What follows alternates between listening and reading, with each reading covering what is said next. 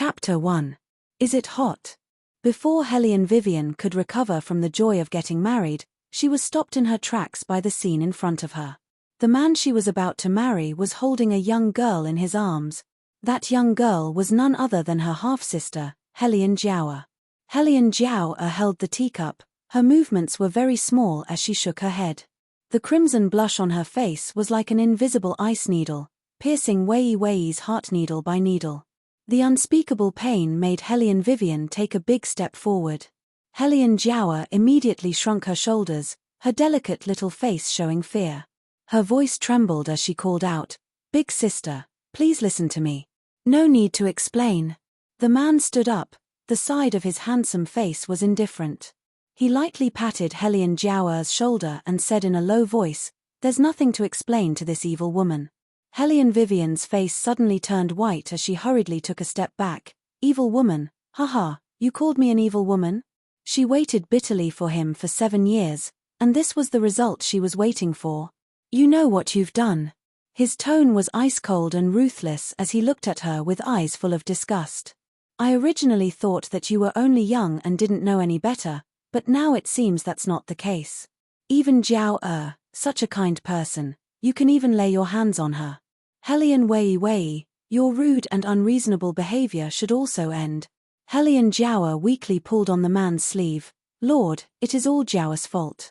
Big sister loves you too much, that's why she treated Jiao like this."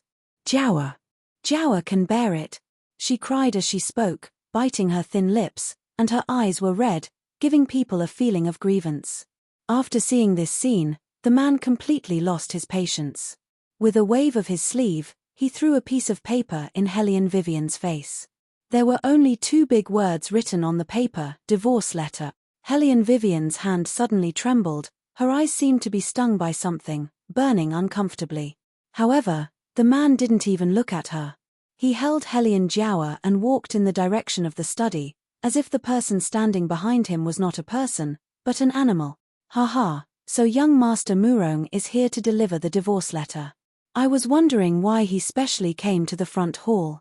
Helene Mai, who always took pleasure in bullying Helene Vivian, walked over and reached out her hand to Helene Vivian's hand to take the divorce letter, her face full of schadenfreude. At this time, Helene Jiao, who had sent the man away, had already returned. She looked at the words on the paper, turned around and threw the paper at Wei Wei's face. Her other hand grabbed Wei Wei's hair and pulled hard. "Aren't you usually very arrogant? Let's see if you can be arrogant again." Helene Jiao, who was behind her, changed from her previous bashfulness. She pressed Helene Vivian's head and fiercely slammed it against the table. "Now that you've been divorced by the heir, I want to see if you can still be so arrogant, slut. Sister Jiao, don't say so much to her. She's such a wishful-thinking slut who follows the heir around like a mangy dog. She should be properly taught a lesson. Let her know her place." "You're right," Helene Jiao sneered. She directly reached out her hand and pressed Helene Vivian into the water jar on the side. The water jar was full, and when it entered her nose, she felt a burst of discomfort. Helene Vivian struggled to get rid of their restraint, but she was not strong enough. Her whole body slipped and fell into the jar. Helene Jiao seemed to have not played enough.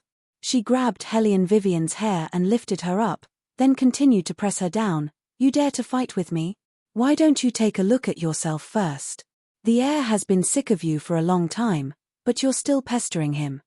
You're really shameless." Helene Vivian felt a burst of pain where she was being held. It was burning as if her skin was peeling off.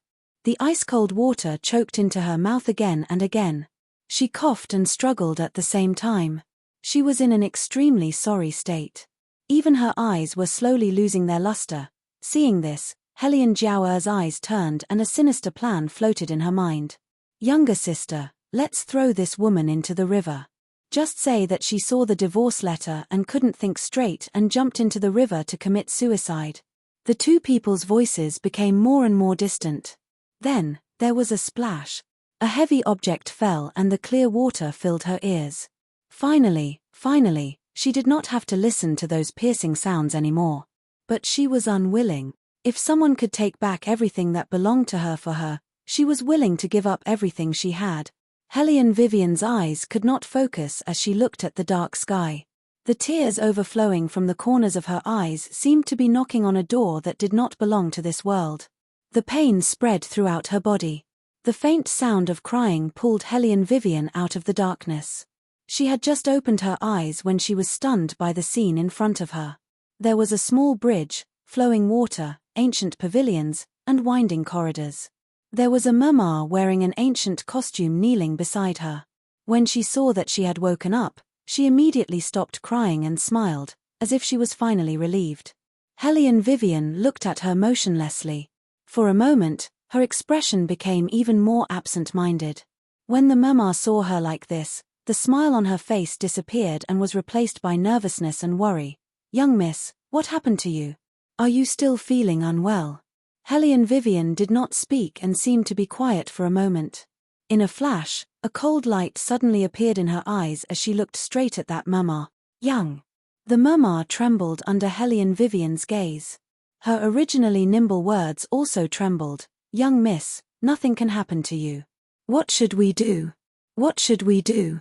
This old servant will go to the study and beg the master right now. You are the only descendant of the Hellion family. Even if he is not a good person, he can't repay kindness with enmity to this extent." "Master? Repay kindness with enmity?" Hellion Vivian's eyes darkened. Was this person fooling her? Who had the guts to fool her, the mercenary queen? Simply courting death. Hellion Vivian moved. Just as she was about to stand up, suddenly, one image after another appeared in her mind. The amount of information was so large that it almost made her violently dizzy. Those were memories that belonged to another person. From the time when she was just learning to speak to the time when she was a 15-year-old little girl, black and white were reversed, incomparably chaotic. For Hellion Vivian, a completely unfamiliar world opened up. This was an ancient world that was completely different from the 21st century. This was a world that was truly ruled by the emperor. In this world, martial arts were respected. Whoever had the hardest fist had the right to speak. As the mercenary queen who aspired to the top of the world, Hellion Vivian simply did not dare to believe. She had only slept for a while and was actually inexplicably reborn into such an underage body. Chapter 2. What made Hellion Vivian not know whether to laugh or cry was that this was a dynasty without any historical records. War Dragon Empire, and the owner of her body was the eldest daughter of the Hellion family, one of the 4 great families of the War Dragon Empire, who had the same name as her. Originally, she had a very powerful identity and could walk sideways in the entire capital. However, after her biological father's grandfather passed away, he immediately married into the second branch. He had long forgotten the promise he made when he married into the Hellion family. He said that he would never disappoint her mother. Otherwise, he would be struck by lightning and die a horrible death. That second branch wept endlessly and told everyone that her mother's tolerance was small and couldn't tolerate her. However, that year, her mother's illness was so serious that she couldn't get out of bed. In the end, she died of depression. A generation of family property fell into the hands of an outsider. The original owner was young and couldn't distinguish between good and evil. Even more, she couldn't see through the deception in this big house. She felt that the second branch had never beaten or scolded her. It was for her own good. Little did she know that there was a most insidious method in this world. Killing by flattery. After the second branch took over the rear house, they took care of her and turned her into an arrogant and willful eldest daughter who didn't know anything. They let her cause trouble. In the end, when others saw her, their first reaction was disgust. They disliked her temperament and even more disliked her dark face. They said that she was a toad who wanted to eat swan meat.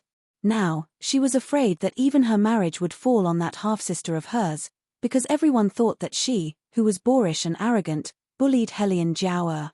It was really a good show of a scum father and a cheap daughter. If it weren't for her vicious stepmother and sister, she wouldn't have lost all her martial chi and become a love-struck trash that everyone disliked. Oh, love-struck. Trash. These 2 words had never belonged to her. "I'm fine." Hellion Vivian pulled the mama who wanted to leave. Her voice was hoarse and hid an invisible pressure. After so many years of experience, she had long been trained to be able to quickly calm down and think about the situation no matter where she was. Although the Hellion clan was currently occupied by someone else, that scumbag of a father wouldn't kill her because he wanted to maintain his own face in front of others. Otherwise, everyone would know that a dignified court official was actually ungrateful to the extent of not even leaving the Hellion clan's sole bloodline behind. On the contrary, because he was a hypocrite, there were many things that he could not do too much. Hellion Vivian knew that she, who had no martial chi, was a disgrace to the entire Hellion clan. That was why all those people had switched sides and stood on Hellion Jiao's side. She didn't even have the right to attend the clan meeting, which was open to everyone.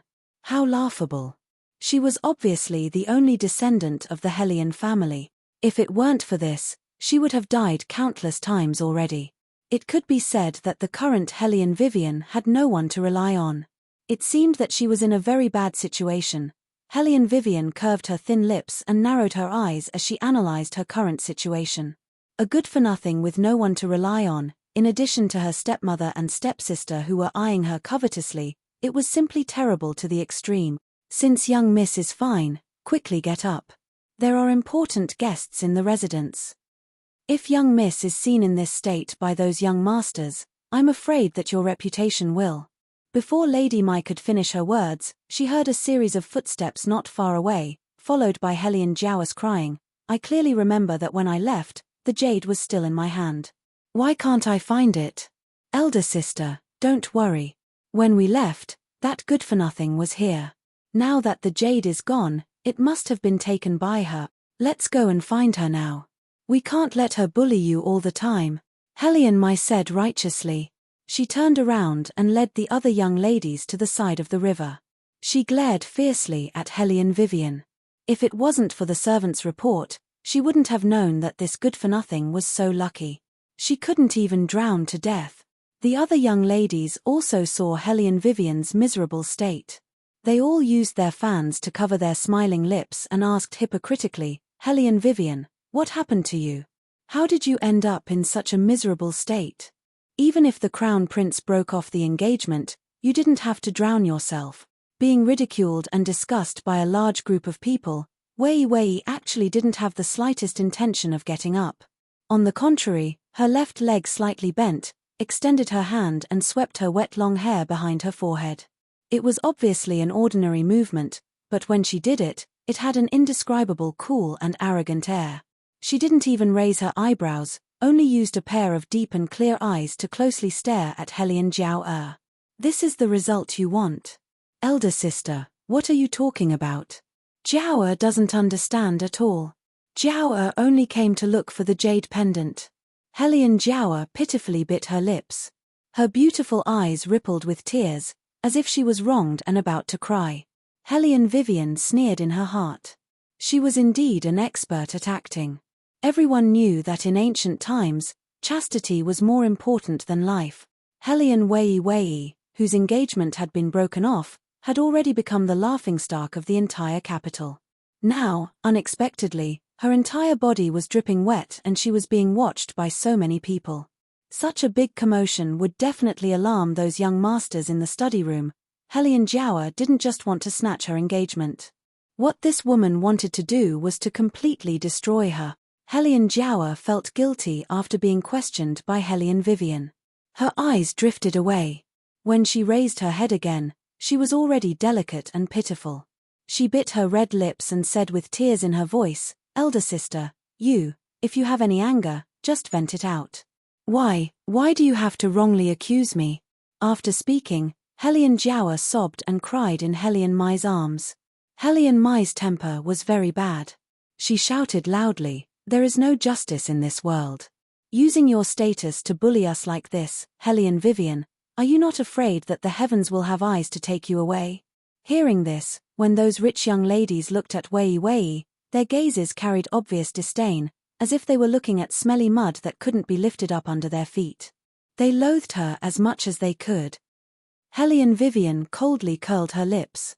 Her eyes darkened as she crossed her arms and watched the sisters put on a show. Based on her experience, this matter wouldn't end so easily. Sure enough, before the surrounding voices could finish, Helian Jiawa exclaimed loudly, "Elder sister, what is that shiny thing on your body? It can't be a jade pendant, right?" Almost at the same time, Helian Mai pretended to shout loudly. Her voice was full of contempt. "I told you that she took it. Helian Vivian. You clearly know that it is second sister's jade pendant, yet you secretly hid it. This is stealing. See if I don't strip you." After Helian Mai finished speaking, she bared her fangs and brandished her claws as she pounced over. However, before she could touch Helian Vivian's sleeve, a loud slap was heard. The crisp slap didn't drag and nimbly stopped her in her tracks. Chapter 3. Helian Mai covered her left cheek and looked at the person who hit her in disbelief. She was so angry that she almost went crazy. "You slut, how dare you hit me, you." Slap. Another sharp and clear sound rang out. Helian Vivian's clothes fluttered in the wind. Her thin lips curved slightly, and even when she spoke, there was a cold smile. "Sister." Everyone was stunned. Everything happened too quickly. They didn't even have time to react. At that moment, they didn't even know who Helian Vivian was calling. Wei Wei lightly smiled as she met Helian Mai's astonished gaze. She lightly blew on her fingertips and opened her mouth with a smile. "Younger sister, you can go out and ask around. In this Seijo city, which family's concubine's daughter from outside the family dares to question eldest sister? If you don't want to live, say it earlier. You. What kind of eldest sister are you? You're just a slut." Helian Mai gritted her teeth. She was obviously not convinced. "You. Helian Vivian turned around abruptly and clasped her neck with her left hand. Her whole body emitted a gorgeous aura that could almost burn people's eyes. "It seems that you don't want this mouth anymore." Helian Vivian sneered and used force. Her wet long hair hung down, like a demon walking out of the water. With a real murderous aura, she froze the atmosphere of the whole scene. None of the noble ladies around dared to step forward. Even if they met Helian Vivian's eyes, they couldn't help but feel fear from the bottom of their hearts. That kind of coldness from hell seemed to be able to kill people in an instant. Helian Jiawa looked at them from afar. Her small face darkened. What's wrong with this good-for-nothing? She doesn't even have the slightest bit of martial chi and yet she's still here. She's simply courting death. However, before Helian Jiawa could open her mouth, a deep and dignified voice sounded in the air. "What are you all doing?" Everyone turned around to look. It was the head of the defense general's residence, Helian Guang Yarrow. He didn't come alone. Behind him were a few young masters from aristocratic families. Murong Xiaofeng, who had just divorced Helian Vivian, was also among them. He was wearing a dark blue fur robe, his facial features were fair, and his face was handsome. Especially that pair of phoenix eyes, they were like ancient inkstones, deep and serene, making people unable to shift their gaze away. Helian Vivian swept her gaze over the womenfolk present, only to see that each and every one of their faces were flushed red, their gazes infatuated. Their eyes that were looking at Murong Changfeng also paused for a moment. No wonder the previous her was dead set on him. Even if this man didn't do anything, he still had the capital to make people go crazy for him. However, after Murong Changfeng's pair of eyes saw Helian Vivian, it was obvious that layers upon layers of unconcealable disdain gushed out. On the contrary, the person sitting in the darkest corner by the river slowly put down the teacup in his hand. His robe was half open, his eyelids were slightly lifted, his fingertips were casually tapping on the fine blue and white porcelain. His cold and ascetic aura, coupled with that silver mask on his face, made his whole body emit a kind of unique temperament, making people unable to help but want to submit to him. The man's bony fingers brushed the non-existent dust from the corner of his robe. His phoenix eyes seemed to flash a ray of light, inexplicably lazy and playful. On the other side, half of Helian Mai's face was swollen. She was panting with rage as she looked at Helian Vivian. Helian Jiawa's eyes were slightly red, with an appearance of being wronged. Helian Guang Yarrow's most beloved daughter was Helian Jiawa. At this time, seeing that she was wronged, his pair of black eyes became completely cold. Carrying an ice-cold sharpness, he swept a glance at Helian Vivian, with obvious disgust and severity. "What the hell is going on, father?" Helian Mai covered her own face and fiercely said, second sister lost her jade. Just now, only eldest sister was at the riverside. Clearly, she was the one who secretly hid the jade, but still wasn't willing to hand it over. She even hit me. Helian Jiawa pretended to pull her and shook her head. Third sister, don't say any more. It's just a jade pendant. If eldest sister likes it, then just give it to her. It's just that I've let father's painstaking efforts down. That jade pendant was brought back by father from the western regions. I can't bear to wear it on normal days. I hope eldest sister will treat this jade pendant well and wipe it from time to time. As for your face, second sister will apply some ointment when we get back. We can't afford to offend eldest sister. The more she said, the angrier Helian Guang Yarrow became. For so many years, he had been tolerating Helian Vivian's arrogance and willfulness. To Helian Guang Yarrow, Helian Vivian was a disgrace that he didn't even want to mention. It was because of this good-for-nothing that he was constantly reminded that he was a son-in-law who married into the Helian family. Now, this stain actually dared to bully his beloved daughter like this. Today, if he didn't teach her a good lesson, it would be hard to appease the anger in his heart. Thinking of this, Helian Guang Yarrow raised the whip in his hand and was about to whip Helian Vivian. Helian Vivian's eyes flickered and her long legs kicked out handsomely. With a loud bang, the whip was kicked to the side. Helian Guang Yarrow was obviously shocked. He didn't expect his incompetent eldest daughter to be able to do such a thing. Helian Vivian. You. Good, you're really good. You even dare to disobey your father. Helian Vivian laughed softly. I just don't want to be beaten for no reason. How is this disobedience? Eldest sister, you still haven't given up until now. Helian Mai rushed over with her eyes wide open. Second sister saw that you have shiny things on your body. Helian Wei curved her thin lips and said, a shiny thing is a jade pendant. Then your whole body exudes the unique luster of a nouveau riche. Shouldn't you change your name to Explosive Charm? Fart. The onlookers couldn't help but laugh out loud. Helian Mai had always liked to wear gold and silver. In the past, she only thought that it was bright, but looking at it now, it was indeed very gaudy. Eldest sister, you shouldn't bully third sister anymore. Helian Jiao Er's long, shapely eyebrows slightly creased, her face as beautiful as a flower carried an expression of pity. If the family is harmonious, everything will prosper. Next time, if eldest sister sees something that you like, just tell me. There's no need to make father angry. Hearing this, Helian Guang Yarrow's hand tightened on the whip, as if he was very angry. Enough. Helian Vivian, if you don't admit your mistake, then get out of here. The general's residence doesn't want a thief. Ah, get out. Helian Vivian's mouth curved up, her voice was cold. If I didn't mention it, wouldn't everyone forget? I, Helian Vivian, am the true successor of the Helian family, and you are just a son-in-law who married into the family. Chapter 4. You. Helian Guang Yarrow's entire body trembled.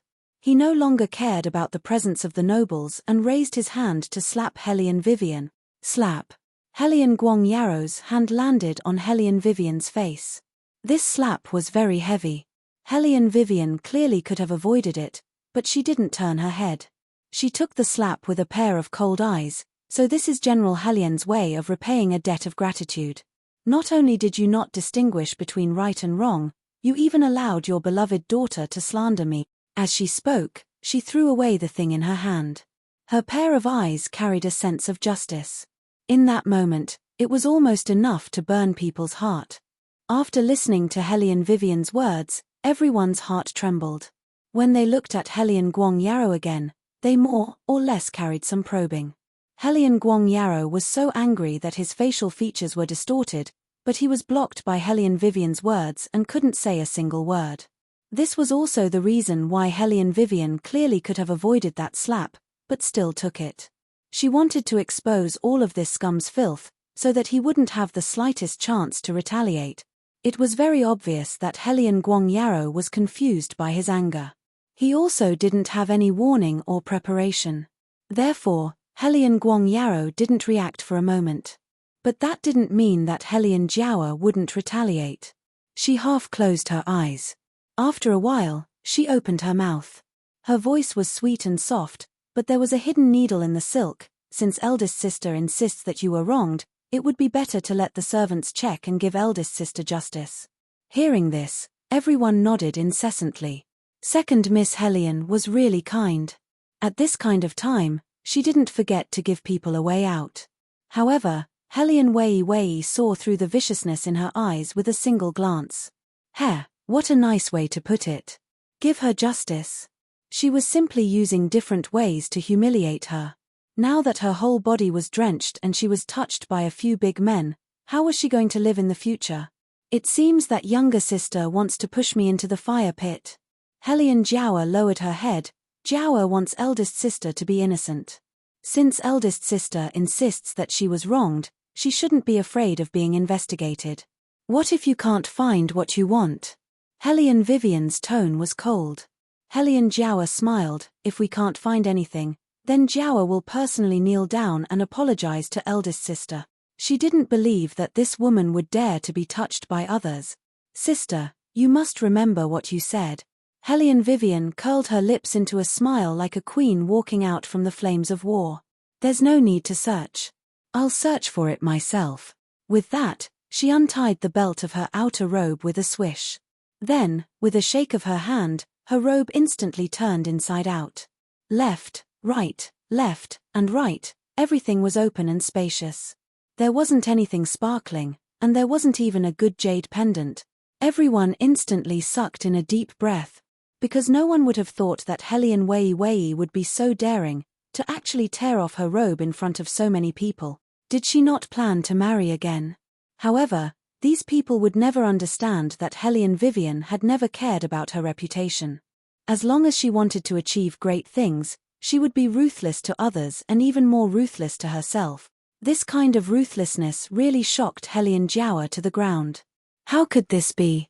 She had obviously hidden the jade pendant on Hellion Wei's body in order to have a backup plan. But where was the jade pendant? In an instant, Hellion Jiawa's face lost all color. Hellion Vivian's hair was originally long. Now that she was no longer bound by her outer robe, it hung straight below her waist. It was fluffy and slightly curly, like dark seaweed draped behind her back. She looked like a black-eyed mermaid stranded on the shore.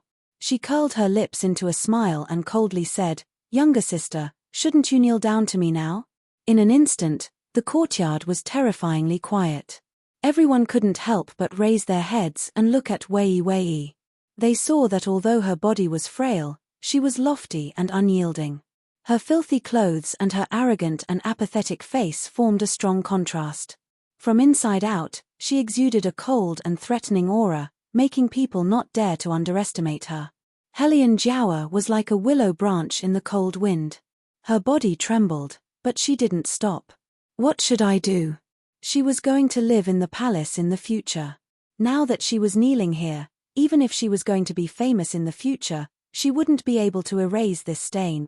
But if she didn't kneel down, her reputation would be ruined in front of everyone's eyes.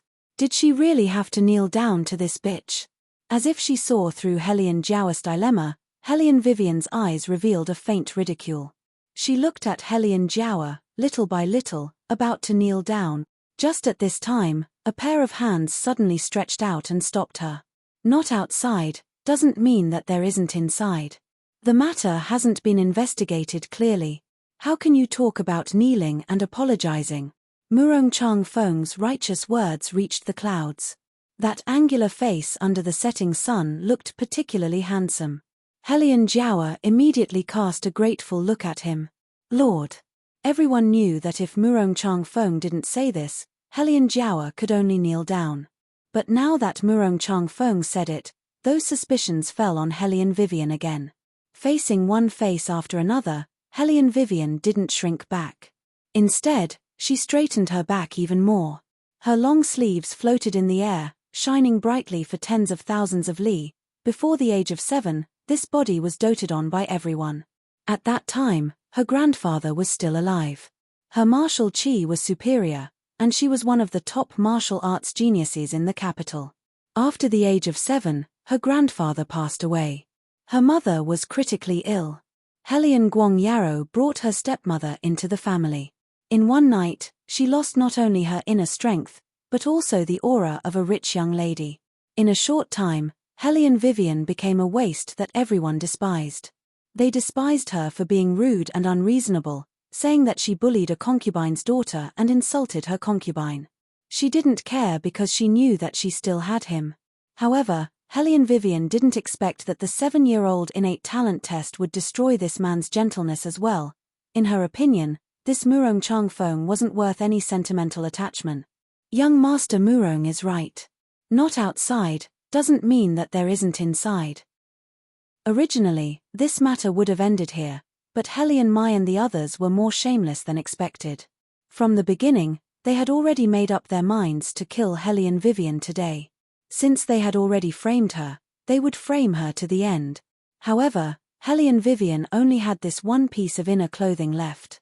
If she took it off, she was afraid that, however, before everyone's eyes could gather on Hellion Vivian's inner clothing, a pure white outer garment with dark golden clouds embroidered on it welcomed the gentle breeze and floated over. It was graceful and elegant to the extreme. It was draped over Hellion Vivian's slender and thin body, becoming an unexpectedly gorgeous battle robe. After seeing that cloak, Hellion Guangyaro's expression changed abruptly. Even those young ladies from aristocratic families couldn't sit still.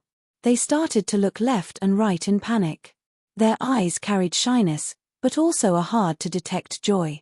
They couldn't control their small faces from turning slightly red. Faintly, Hellion Vivian heard Aunt Mai whisper beside her, "It's the third prince. The Ghost Palace is here." Chapter 5. Ghost Palace. Hellion Vivian raised her eyebrows slightly. This person was not unfamiliar in her memory. He was the most special existence in the Dragon War Empire. As early as 10 years ago, he broke through the 10th level of martial qi and became the #1 martial arts genius in the world. The illustrious third prince of the current dynasty should have had a boundless future. The world was within his reach, but because of a fire in his palace, he lost all of his martial qi. That day happened to be the Ghost Festival in the 7th month of the lunar calendar. From then on, the name Ghost Palace was spread. He would not easily step out of his palace. His movements were mysterious and he was as lazy as a demon. People longed to be able to get close to him because those who had been guided by him would always break through martial qi in a short period of time in advance. However, in the depths of their hearts, they were afraid of this person and did not dare to approach him. Thud. Thud. The sound of unhurried footsteps gradually approached in a steady and regular manner. Hellion Vivian could clearly see Hellion Mai at the side trembling fiercely. When she looked up again, a slender man appeared at the end of the riverbank. His face wore a silver mask and his temperament was like jade. Even if he did not say a word, from his body, one could feel a nobility that was superior to others. The style of the clothes on his body was complicated and exquisite. It seemed that every part of it had reached the peak of elegance. The wide sleeves hung down in layers and layers, creating a cool breeze as he walked. When he approached, he slowly stopped his footsteps. The distinct color of the red cloth and the white of his neck formed a strong contrast. Immediately, the pair of phoenix eyes under the mask were cold and glaring, as if they wanted to suppress all of the glamour. Perhaps, it was not only those eyes. The aura of abstinence emitted from his whole body was difficult to ignore. Since he walked over, everything around him suddenly faded away and ceased to exist. This humble official did not know Your Highness had arrived. Sorry for not going out to meet you. Hellion Guangyaro could not help but take a step forward and quickly bowed his head and cupped his hands. The young ladies standing at the side also followed suit and bowed. Their eyes looked at Beligaju from time to time, their eyes full of shyness. Hellion Guangyaro did not know how long he had been here and did not know how much he had heard of the matter just now. He only wanted to speak again. Your Highness. How does my outer garment look? Beligaju didn't pay attention to Hellion Guangyaro. He leisurely swept his gaze over everyone present and opened his mouth indifferently. His voice contained a kind of empty iciness, low and deep like a fine musical instrument, but even so, it was difficult to conceal the danger that came from his body from time to time. Everyone looked at each other. They couldn't figure out the meaning behind this person's words. There was a moment of stagnation in the air. Hellion Guangyaro had no choice but to stand up and help. Your Highness, you like the quiet. There are many people here, why don't we go to the study room? Belegaju elegantly fiddled with the silver knife in his hand. This Highness is asking about the outer garment. Lord Helion must be too old to hear clearly. Everyone was stunned on the spot. What do you think? The silver knife pointed at Helion Mai, whose tears had not dried yet. Helion Mai trembled from head to toe and immediately knelt on the ground in fear. She stuttered, Third. Royal, spare me. Yet Bailey Jiaoju didn't even spare her a glance. Even Helion Jiao whose beauty captivated the birds and beasts, was always bewitchingly cold and detached. Just when everyone thought he was about to leave, Belegaju suddenly stopped in front of Helion Vivian. He stood under the sunlight, raised his head and looked straight at Helion Vivian. His dark pupils were wild and arrogant, directly reflecting in Helion Vivian's eyes. What do you think? Miss? Lady Mai pulled Helion Vivian's sleeve worriedly, afraid that she would be impulsive and offend this man who was not to be trifled with. Helion Vivian didn't care at all, the corners of her mouth slightly raised with a smile. Not bad, it's quite warm when I wear it. Is that so? Belegaju asked her casually. Without any warning, he pinched Helion Vivian's chin and looked at her dark little face. His voice carried a dangerous evilness. You're not bad either. Everyone was in an uproar, especially Helion Jiao who was standing at the side. She clenched her hands tightly, her eyes filled with sinister jealousy. Helion Vivian raised her eyebrows. To be honest, this man in front of her, no matter whether it was his actions or his posture, he exuded an elegance that women were infatuated with. However, the only problem was, the target of his bewitchment was her. Helion Vivian didn't take a step back, nor did she have the slightest bit of fear. She only smiled lightly, her clear eyes looking straight at Belegaju. She looked at him from top to bottom, as if she was looking at a product. Then, she imitated the man's actions and pinched his chin in an even more seductive manner. She lazily replied, You look like you're still lacking a little. Damn it, this silver mask was hard and cold in her hand. It wasn't fun at all. This man still wore it all day. If he wasn't too ugly, then he was a clean freak. Helion Vivian cursed in her heart, but there wasn't the slightest change in her delicate face. She had the aura of a hedonist that couldn't be blown away. Lady Mai had just regained her senses from Belegaju's unexpected actions when she heard her young miss' unique provocation. She couldn't help but feel annoyed. What time was it now? Young miss was still joking. Did she know who the man standing in front of her was? Belegaju looked at Helion Vivian, his long and narrow eyes slowly narrowed. At that moment, the mist from the lake seemed to have spread into his eyes. The black coldness engulfed the entire area, oppressing everyone's nerves. In the dark, countless followers broke out in cold sweat, trembling with fear. They didn't even dare to breathe loudly. This was because they weren't sure how angry their master would be next. Would he take Helion Vivian's life, or would he simply dye the entire Defense Division residence with blood? The former, they could still consider. After all, in the past, there was a beauty who recklessly climbed onto their master's dragon bed. With a wave of his hand, he sent her directly to the military camp. The latter, Master, calm down, calm down. No matter what, this is still the Defense Division residence, Old Man Helion's territory. If the Emperor knew that you destroyed the Defense Division residence, he would come after us. Chapter 6. Belegaju slightly narrowed his eyes. He had lived for so many years, but this was the first time in his life that he was being teased. Recalling the fear and flattery people had towards him in the past, Belegaju lightly frowned. When there was a comparison, there would be a distinction between superiority and inferiority. At this moment, this reckless little thing clearly had the air of a general compared to those women. Of course, it was also very reckless. The Helion Jiao at the side rolled her eyes and gently said, Your Highness, please calm down. Big sister didn't mean to make you angry. I'm sure Your Highness has also heard rumors about Big Sister. Her reputation, is quite bold. The word bold was used here, and everyone knew what it meant.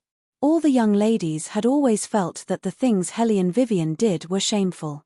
Now, their eyes were filled with contempt. When Belagaju heard this, his thin lips curled up. It was difficult to tell whether he was happy or angry. When the Hellion Jiawa saw this, she shyly lowered her head. As one of the most beautiful and talented people in the Dragon War Empire, she believed that no man could escape from her. Now that she was able to catch the attention of her sweetheart, she was naturally happy. Belagaju looked at her and the smile on his face deepened. However, the more beautiful that smile was, the more the ridicule in his eyes was. The Hellion Jiawa still didn't know anything. She was still fantasizing that he would turn around and talk to her. Belagaju retracted his gaze and used his ivory white fingers to raise Hellion Vivian's chin a little. In that position, he slightly lowered his eyes, as if he was kissing her. How could this be? Didn't he hear what she said? That slut was not acceptable at all. The Hellion Jiawa was crazy with jealousy. The handkerchief in her hand was fiercely crushed by her hand. However, Belagaju turned a blind eye to all of this. He suddenly suppressed his breath and moved very close to her. He was so close that Hellion Vivian could smell the faint sandalwood fragrance on his body, mixed with the unfamiliar coldness of a man, and an indescribable smell of gunpowder that choked her nose. "Woman, remember, you were the one who provoked me first." These kind of threatening words were practically whispered into her ear.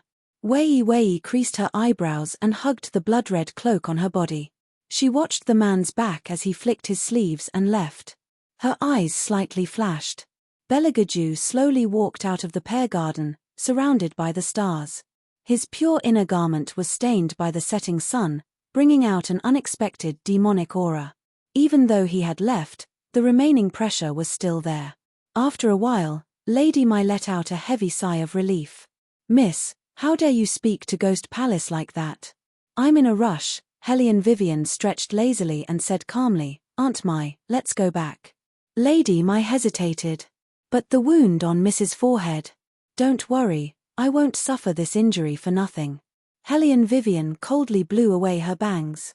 Right now, she had just arrived on this continent and hadn't completely tied it up yet. Wait until later, she will definitely make the people who slandered her pay with blood.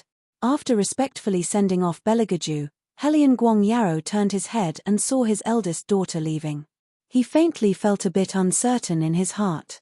Was this the bearing that his good-for-nothing daughter should have? However, Hellion Guang Yarrow, who had never put Hellion Vivian in his eyes, didn't think too much about it. Instead, he first observed Murong Changfeng's expression. Murong Changfeng was obviously somewhat absent-minded. He looked at the direction that Hellion Vivian left in, not knowing what he was thinking.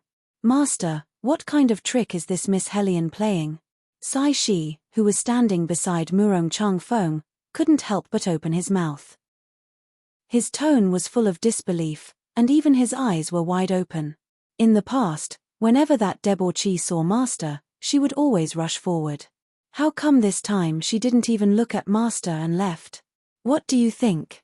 Murong Changfeng retracted his gaze from Hellion Vivian. His tone was neither light nor light. Sai Shi coldly humphed. She previously pestered Master so tightly, now she's doing the opposite. She's clearly loosening the reins only to grasp them better. Hearing what was said, Murong Changfeng no longer spoke. His handsome face carried a deep sense of disgust. When Hellion Guang Yarrow saw this, he laughed loudly and said, "Lord shouldn't mind this old official's disappointing daughter. Actually, Jiao Er's matter still needs to trouble Lord Murong." Murong Changfeng glanced at Hellion Jiao and saw her shyly lower her eyes. The corners of his mouth hooked up into a smile. "General Hellion, rest assured. Jiao is now a member of White Academy.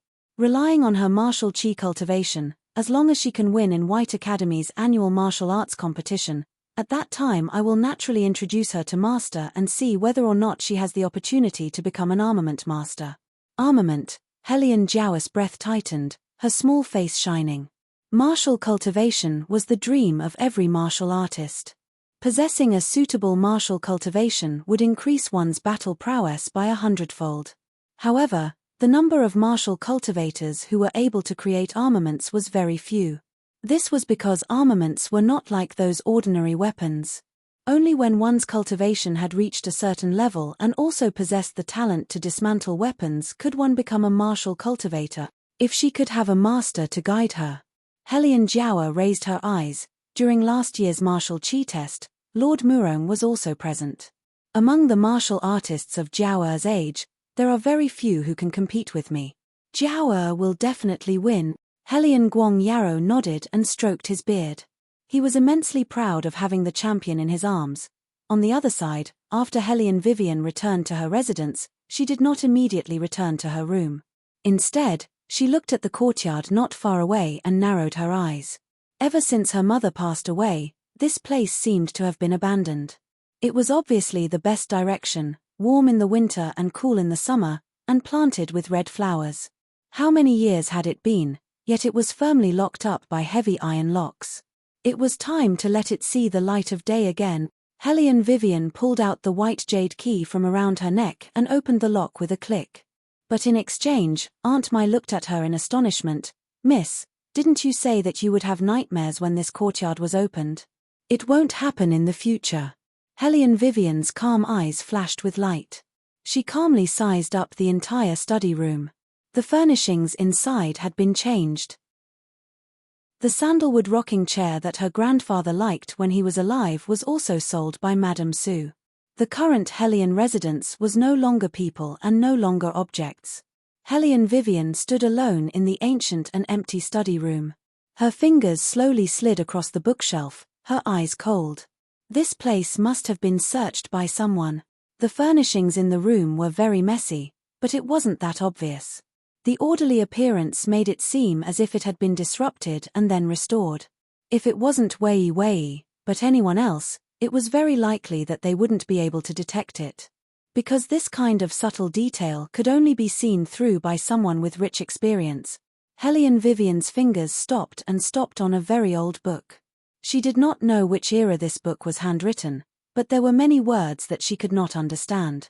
As soon as Helian Wei Wei opened it, the wooden window started to shake violently, as if something was about to break through the ground outside the door. Chapter 7. Helian Vivian abruptly turned her head around and saw that the dense sunlight in front of her was reflecting multicolored rays of light. Because the rays of light were too sharp, it made it impossible for her to see clearly what was standing there. Just when she focused her gaze, she saw a waterfall-like silvery light. In contrast, that person was wearing a black ancient robe that carried a dense demonic aura. His exposed chest was clearly defined and filled with coldness. And at this moment, that person raised his head to accept the baptism of the twilight. He looked up to the sky and let out a long breath. Soon after, he started laughing loudly. That laughter was filled with excitement and longing for the world. Helian Vivian wrinkled her brows. Her first reaction was, "This person is not a human." Finally, that person retracted that arrogant laughter and turned around to look at Helian Vivian. The corner of his mouth that was stained with blood slowly raised. His sharp white teeth could be vaguely seen as he asked, "Are you the one who released this overlord?" "Clearly, other than you and me, there isn't a third person here." Helian Wei Wei closed the ancient book in her hand, crossed her slender legs, leaned back, and casually leaned against the back of the chair, forming a unique style of surly handsomeness. The man raised his brows. "You don't seem to be afraid of me at all." Helian Vivian originally wanted to reply that it was because of his good looks. However, she saw that the man's complexion suddenly changed. It was as if there was some kind of mark that entered his bone marrow along his blood vessels. The man painfully narrowed his eyes and roared in a low voice, "Damn it, woman, what did you do to this overlord?" Helian Vivian shrugged her shoulders. How would she know? She had also just transmigrated here. "Okay. It's a demonic contract. You contracted this overlord." The man fiercely raised his eyes. Like a trapped beast that was baring its fangs and brandishing its claws, his silver hair was recklessly fluttering in the wind. His entire body was filled with ruthlessness. Helian Vivian stared blankly as a pair of white furry wolf ears appeared on top of his head. Her phoenix eyes lit up and she couldn't help but stretch out her hand. "You dare. Woman, I'm warning you, if you dare to touch a single strand of my hair, I'll cut off your hand." The man's domineering black eyes narrowed, and his face was filled with anger. Helian Vivian didn't care about him. She grabbed the wolf's ears and asked, "Is it true?" The man was speechless. What do you think? He sneered. It was one thing for this woman to insult his body, but she even insulted the authenticity of his ears. This was simply intolerable. Hellion Vivian smiled evilly. It feels good. Who asked you how it felt? The man was so angry that his two silver-white ears twitched. Hellion Vivian smiled and raised her eyebrows. Very good, you even know how to act cute. What the hell is acting cute? The man gritted his teeth in anger. He had finally regained his freedom, but now he had fallen into the claws of a human. How hateful. It seems like you've been trapped by this book for many years. Hellion Wei slowly tried to find out more information. The man's handsome face was gloomy as he replied, 500 years. Otherwise, do you think you can contract me so easily with your ability? You can also leave. Hellion Vivian didn't care whether he was there or not. The man's eyes darkened. If I could leave, I would have left long ago. Once a contract is established, I must stay by the contractor's side. Furthermore, the contractor can't disobey the contractor until the contractor completes his wish. Otherwise, his primordial spirit will be destroyed and he will never be able to reincarnate. In other words, the current me is already your master. Hellion Wei held the armrest of the chair with one hand and slowly stood up from the wooden chair. At that moment, she was no longer gentle and smiling. Her back was straight and arrogant to the extreme. Light and darkness converged on this woman's body. She was obviously so frail and thin, yet in that split second, she burst forth with the feeling of someone who was the master of the world and was the only one in the world. This made the man's evil eyes slowly widen. In the end, he curled up the corner of his mouth with interest.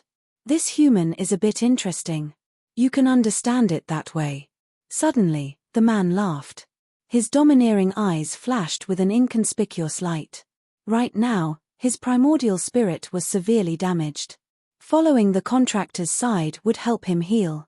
Moreover, he was looking forward to seeing how this girl would complete her wish.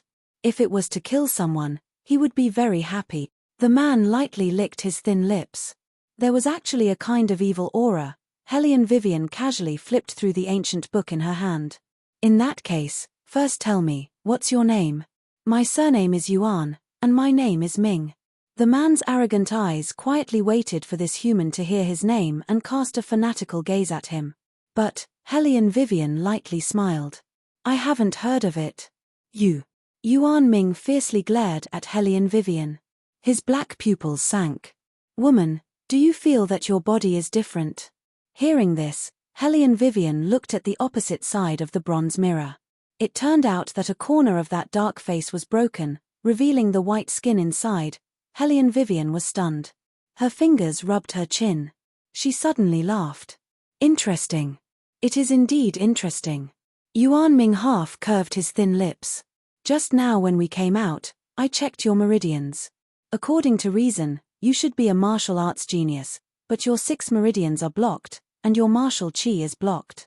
Woman, there are some people who don't want to see you do well. Hearing this news, Hellion Vivian was surprisingly calm. There are many people who don't want to see me do well. They are just some ants who like to jump around. As for my meridians, do you have a way to cultivate them? Not only can I help you cultivate your meridians, I can also give you an extra treasure. Now, I will remove all the poison in your body. You will regain the strength to cultivate. Following Yuan Ming's arrogant voice that sounded beside Hellion Vivian's ears, Hellion Vivian suddenly felt an overwhelming pain in her 4 limbs. She didn't even have time to ask more before she fell into darkness. When she opened her eyes again, the sky outside was already bright. If it wasn't for the thin layer of sweat on her forehead, Hellion Vivian would have thought that everything was a dream. However, Hellion Vivian knew that it wasn't a dream. The ancient book flipped to a fixed position, and lines of blood words appeared. The contract is established. Life and death will not change. Hellion Vivian smiled and kept the ancient book in her arms. Damn woman, hugging him so tightly. She must have fallen in love with him. Yuan Ming thought awkwardly. He coldly snorted twice and hid in the ancient book, falling into a deep sleep. Hellion Vivian slept in the desolate courtyard for a night. Lady Mai was naturally worried, But what made her even more anxious was that she received a letter from the White Academy. Hellion Vivian, female, 16 years old, low-level martial chi, poor physical aptitude, barely passing in theory. Due to absence for many years, I hereby warn you that if you don't complete the admission procedures in time, the White Academy will completely revoke your admission qualifications in 10 days. Hellion Vivian looked at the inexplicable letter in front of her. Why was it that she could understand every word when it was taken apart, but when it was put together, it made her feel so dizzy? Go to school? Ha ha ha ha. Wasn't this in the ancient times? Didn't they say that they would fight in the palace and climb up the tree? She, the queen of mercenaries, had to carry a small bag to school? What was she going to do? Blow up the school? Chapter 8. Young Miss. Lady Mai looked at her young miss's uncertain expression and let out a long sigh. This old servant knows that you don't want to enter this academy. That year when White Academy was accepting students, you were the first to pass the test. However, ever since that test, it has been 8 years. Every time you step into that place, you are bound to be mocked. But miss, this time you can't delay anymore. If you delay, you won't be able to go anymore. Hellion Vivian said lightly, Lady Mai, don't worry. I know what to do. In her memory, White Academy was the place she was most afraid of going to. Not only because of ridicule, but also because when she was 7 years old, she became famous there and shocked the whole capital. She was worried that without martial chi, she wouldn't be able to keep the pride she brought to her mother. That was why she didn't want to go to school again. Hellion Vivian narrowed her eyes. Wait, what was that? Things to note for new students: the tuition fee is 10,000 taels, a total of 3 years. Pay in one go on the first day of school? And there's a fee. 10,000 taels, she didn't even have 1,000 taels. Hellion Vivian's fingers tapped on the wooden table lazily. This was what she often did when she was thinking. That person from Madame Sue was smart in this aspect. She never shorted her food and clothing, and even ordered the servants to deliver the best quality silk. However, she also absolutely wouldn't give Wei even a little bit of money. In the eyes of outsiders, her stepmother was generous to her, but it was just a facade. Hellion Vivian understood that if she couldn't enter White Academy on time, everything would be in vain. Because only there, she could reclaim the glory that belonged to her. Lady Mai also saw the 10,000 taels. After hesitating for a long time, she stood up. Miss, you don't have to worry about the tuition fee. I will go to the main courtyard to find master now. No need. Hellion Vivian put down the letter casually. Lady Mai, remember, he is he, I am me. Don't go to that scum every time something happens. I, Hellion Vivian, don't need it. Lady Mai's eyes shook. She smiled. Okay, I won't go. Madam, did you see? Miss has changed. She has completely changed. This was the bloodline of the Hellion family, tough and unyielding, clearly distinguishing between love and hate. But the school fees. Lady Mai was still worried.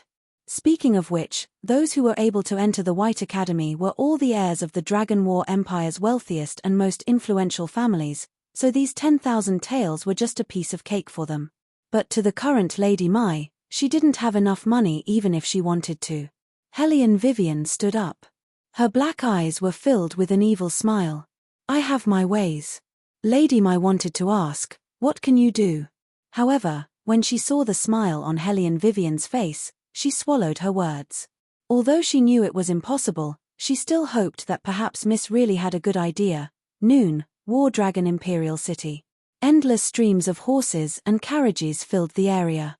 Hellion Wei lazily walked on the bluestone path, listening to the hawkers' cries along the way. Only then did she truly realize that she had indeed arrived at an ancient dynasty. Hey, woman, you've already walked for so long, aren't you tired? Yuan Ming, who was hidden in the ancient book, opened his mouth. His voice was as arrogant as usual. Hellion Vivian ignored him. Yuan Ming heavily snorted. Wait until he recovered his strength. The first thing he would do was to properly teach this woman a lesson. Too impudent, not cute at all. Hey, did you guys hear? The Phoenix Pavilion is gathering armament masters. The winner will get 100,000 taels of silver. This is an opportunity that only comes around once every few years. I haven't seen an armament master yet. 100,000 taels of silver. Helene Vivian heard this and stopped in her tracks. Her eyes slightly narrowed, and her thin lips curved into a smile. It was really a case of wearing out iron shoes in a fruitless search, only to find it by chance. She just so happened to be lacking in money, so why not go and see if this gathering could earn her some money? Forget about the armament masters, they're usually very old. There's no point in looking at them. Helene Vivian chuckled to herself as she walked. When Yuan Ming heard this, he almost spat out a mouthful of old blood. When others heard the 3 words armament master, they would think about whether or not they could get a suitable armament for themselves. She was great, only caring about whether or not they looked good. Woman, can you be a bit more serious? If she continued to be so lazy, when would he be able to recover his strength? Helene Vivian innocently said, I'm very serious. What part of you are serious? Yuan Ming said weakly.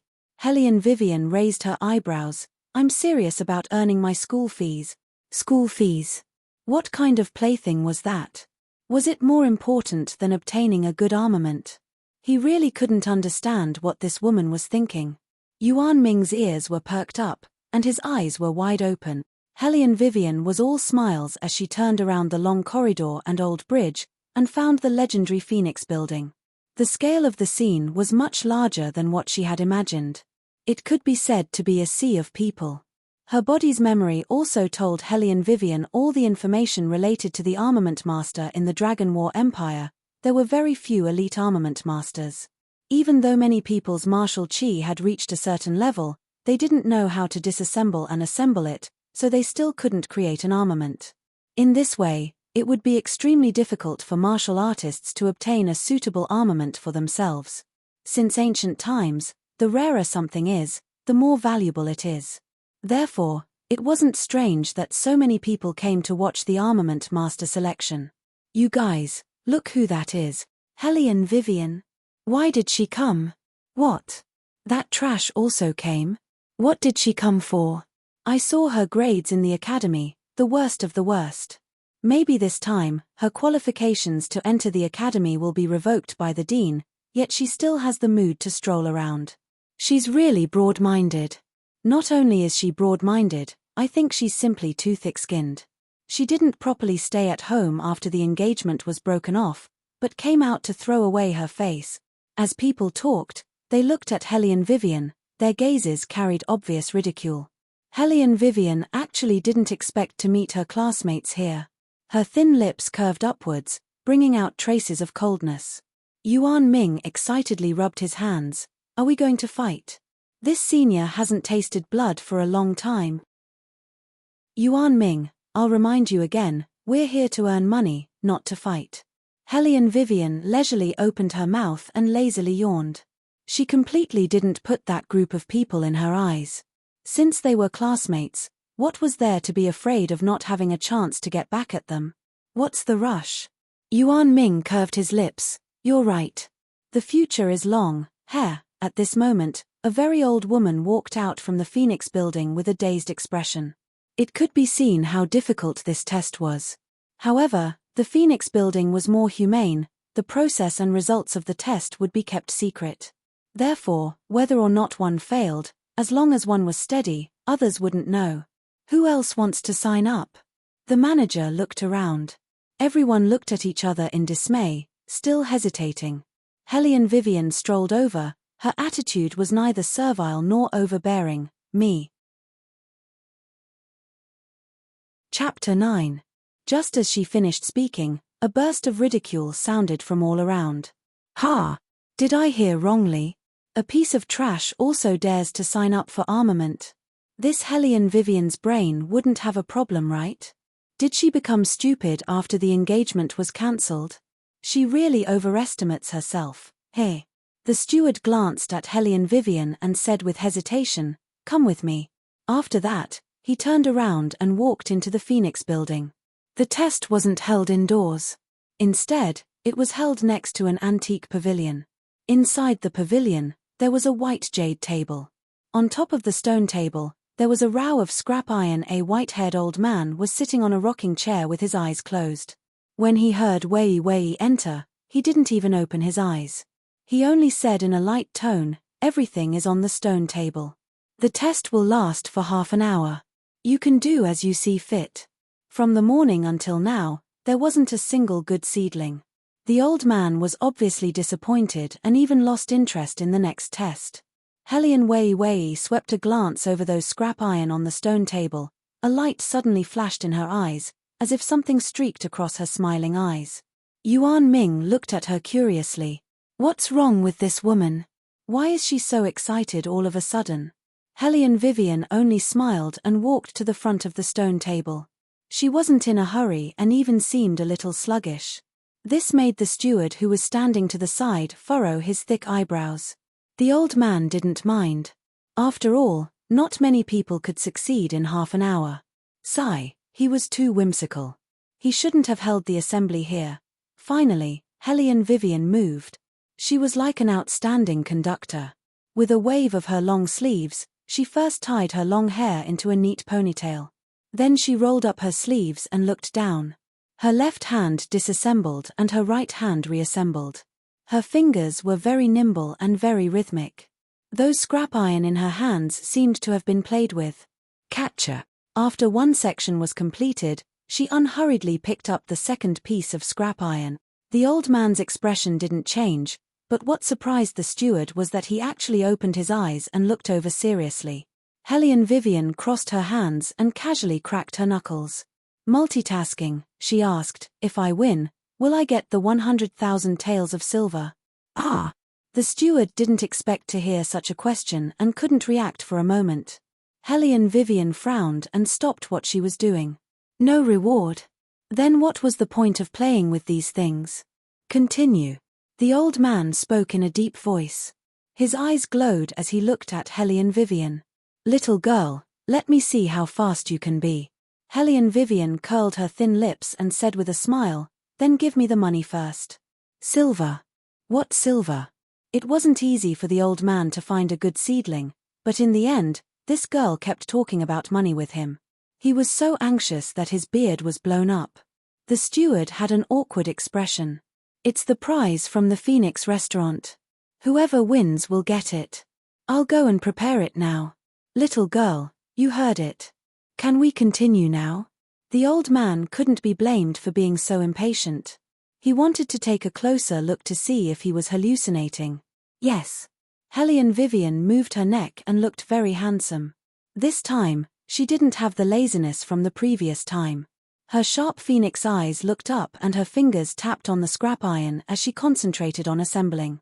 No one knew that for her reborn self, disassembling weapons was nothing more than the most common of everyday activities. She could successfully disassemble AK-4 within 10 seconds with her eyes closed. Then, she would use another 10 seconds to assemble all the scattered parts back together. She was very familiar with these pieces of scrap iron that were made of an unknown material but had perfect curves. In the 21st century, she played with them every day. She didn't expect that in ancient times, there would also be disassembly and assembly. How could Helian Wei Wei not be itching to play with them? Catcher. The second piece was also completed. Moreover, it was successfully fastened with the first piece. The steward opened his eyes wide and looked in the direction of the old man. The old man gripped the teacup in his hand and pressed his hand on the rocking chair as if he wanted to stand up. Catcher. Catcher. The third piece. The steward excitedly straightened his neck. Helian Vivian wasn't affected by the surrounding environment at all. Her hand speed was very fast. It was so fast that it made people dizzy. It could even be said that if they blinked, they would miss her movements. At that moment, the steward only felt that the pair of hands in front of him was unusually slender and beautiful. She didn't look like she was disassembling, but more like she was playing a beautiful song. With every pull, push, and twist, a clear and crisp catcher sound rang out. Piece after piece of the iron chain was quickly and orderly placed on the stone table. The old man completely stood up. His shocked expression changed. 10 years ago, he took in a talented inner disciple in the Murong manner. After so many years, he was the most talented one. However, even that brat Murongchang Fong could only disassemble less than 3 pieces. But this girl, 9 pieces. All of them were completed. The old man took a deep breath and raised the teacup in his hand. He wanted to drink a mouthful of water to calm himself down. When he opened his mouth again, he saw Hellion Vivian beautifully turn her hand. Following her movements, all of the iron chains were combined into one, forming a glittering silver line. Whoosh! Hellion Vivian finally twisted her fingers. The silver whip hung down in the wind, as if it could stir up the remaining cherry blossoms in the surroundings. 9 tunes silver snake. The old man couldn't control himself and cried out. His fingers trembled and his mouth couldn't close.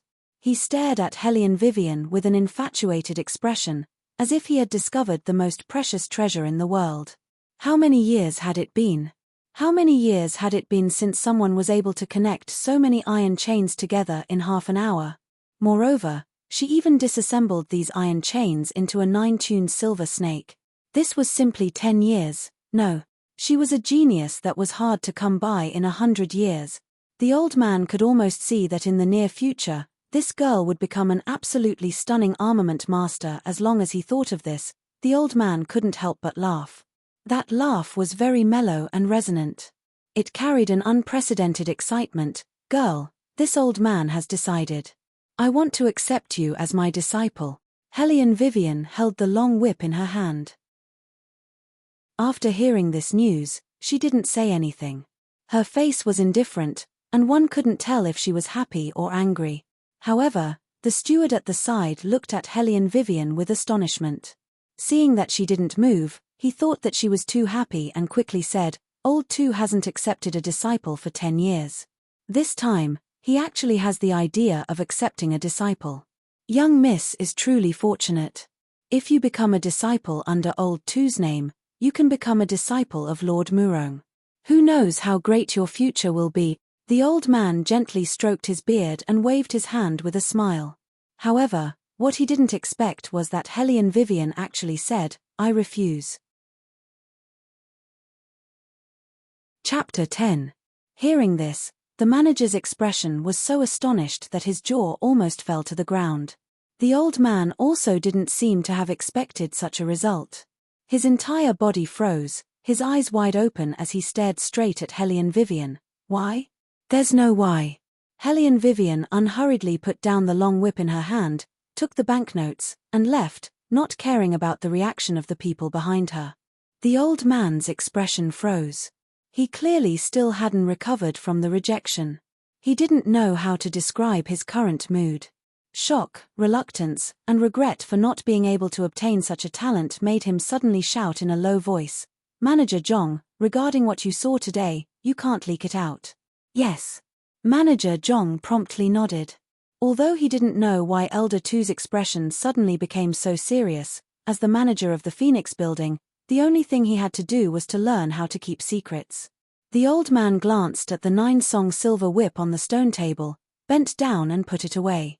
He then wrapped it in a black cloth and said, Then that's it, you'll take over the rest of the test.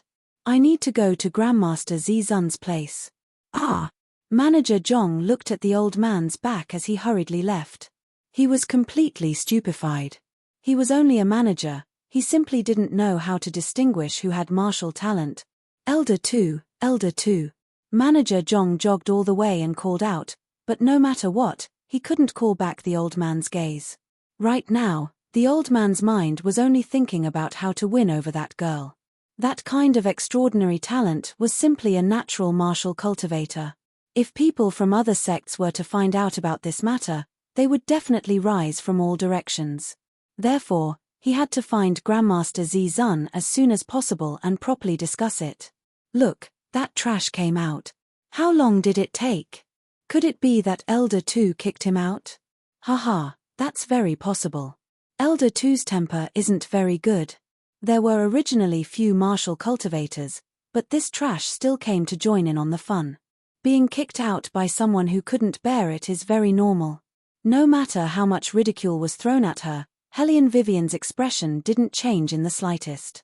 She was still as carefree as when she first entered. It was obvious that nothing good would come out of this. Everyone rejoiced in her misfortune, and they were even more certain of what they were thinking. After that, they didn't even look at Hellion Vivian again. She was just a piece of trash, not worth their energy. However, they did not know that the trash they were talking about had already won the assembly order. In the depths of the Dragon War Empire's heart, from the east to the west lay an ancient palace. Inside the palace, there was a fine orchid incense burning, and a faint white fog, inducing people to sleep. The palace servant hung up the silver silk curtain, gently opened the incense burner, added some spices with a golden spoon, and then quietly left. Beligaju was lying on his side in a soft red sandalwood chair with his elbow supporting the back of his head. Along with his posture, his pitch-black long hair draped over his shoulders, hitting the ancient scroll in his left hand. On both sides, delicate and pretty palace maids were crouching by his side, holding fine incense burners. It was just that those palace maids were wearing too thin, and one could faintly see the red undergarments inside. Beligaju sneered, and with a bang, he kicked over the incense burner. "Get out!" That deep voice was extremely cold, resounding in the empty palace hall, bringing along a bone-piercing chill. Those two palace maids glanced at each other, trembling as they staggered to Beligaju's side. With one hand, they tugged at the corner of his robe. "Your Highness, where did this servant do wrong? This servant can change." The woman raised her head, her small face was the size of a palm, her pair of watery eyes were sparkling with tears, and her eyelashes were long, like a fan, drooping down. No matter how decent a man was, they couldn't resist this kind of temptation. But Beligaju wasn't just any other man. Just as one of the palace maids was about to take advantage of the situation and soften into his embrace, a silver light flashed.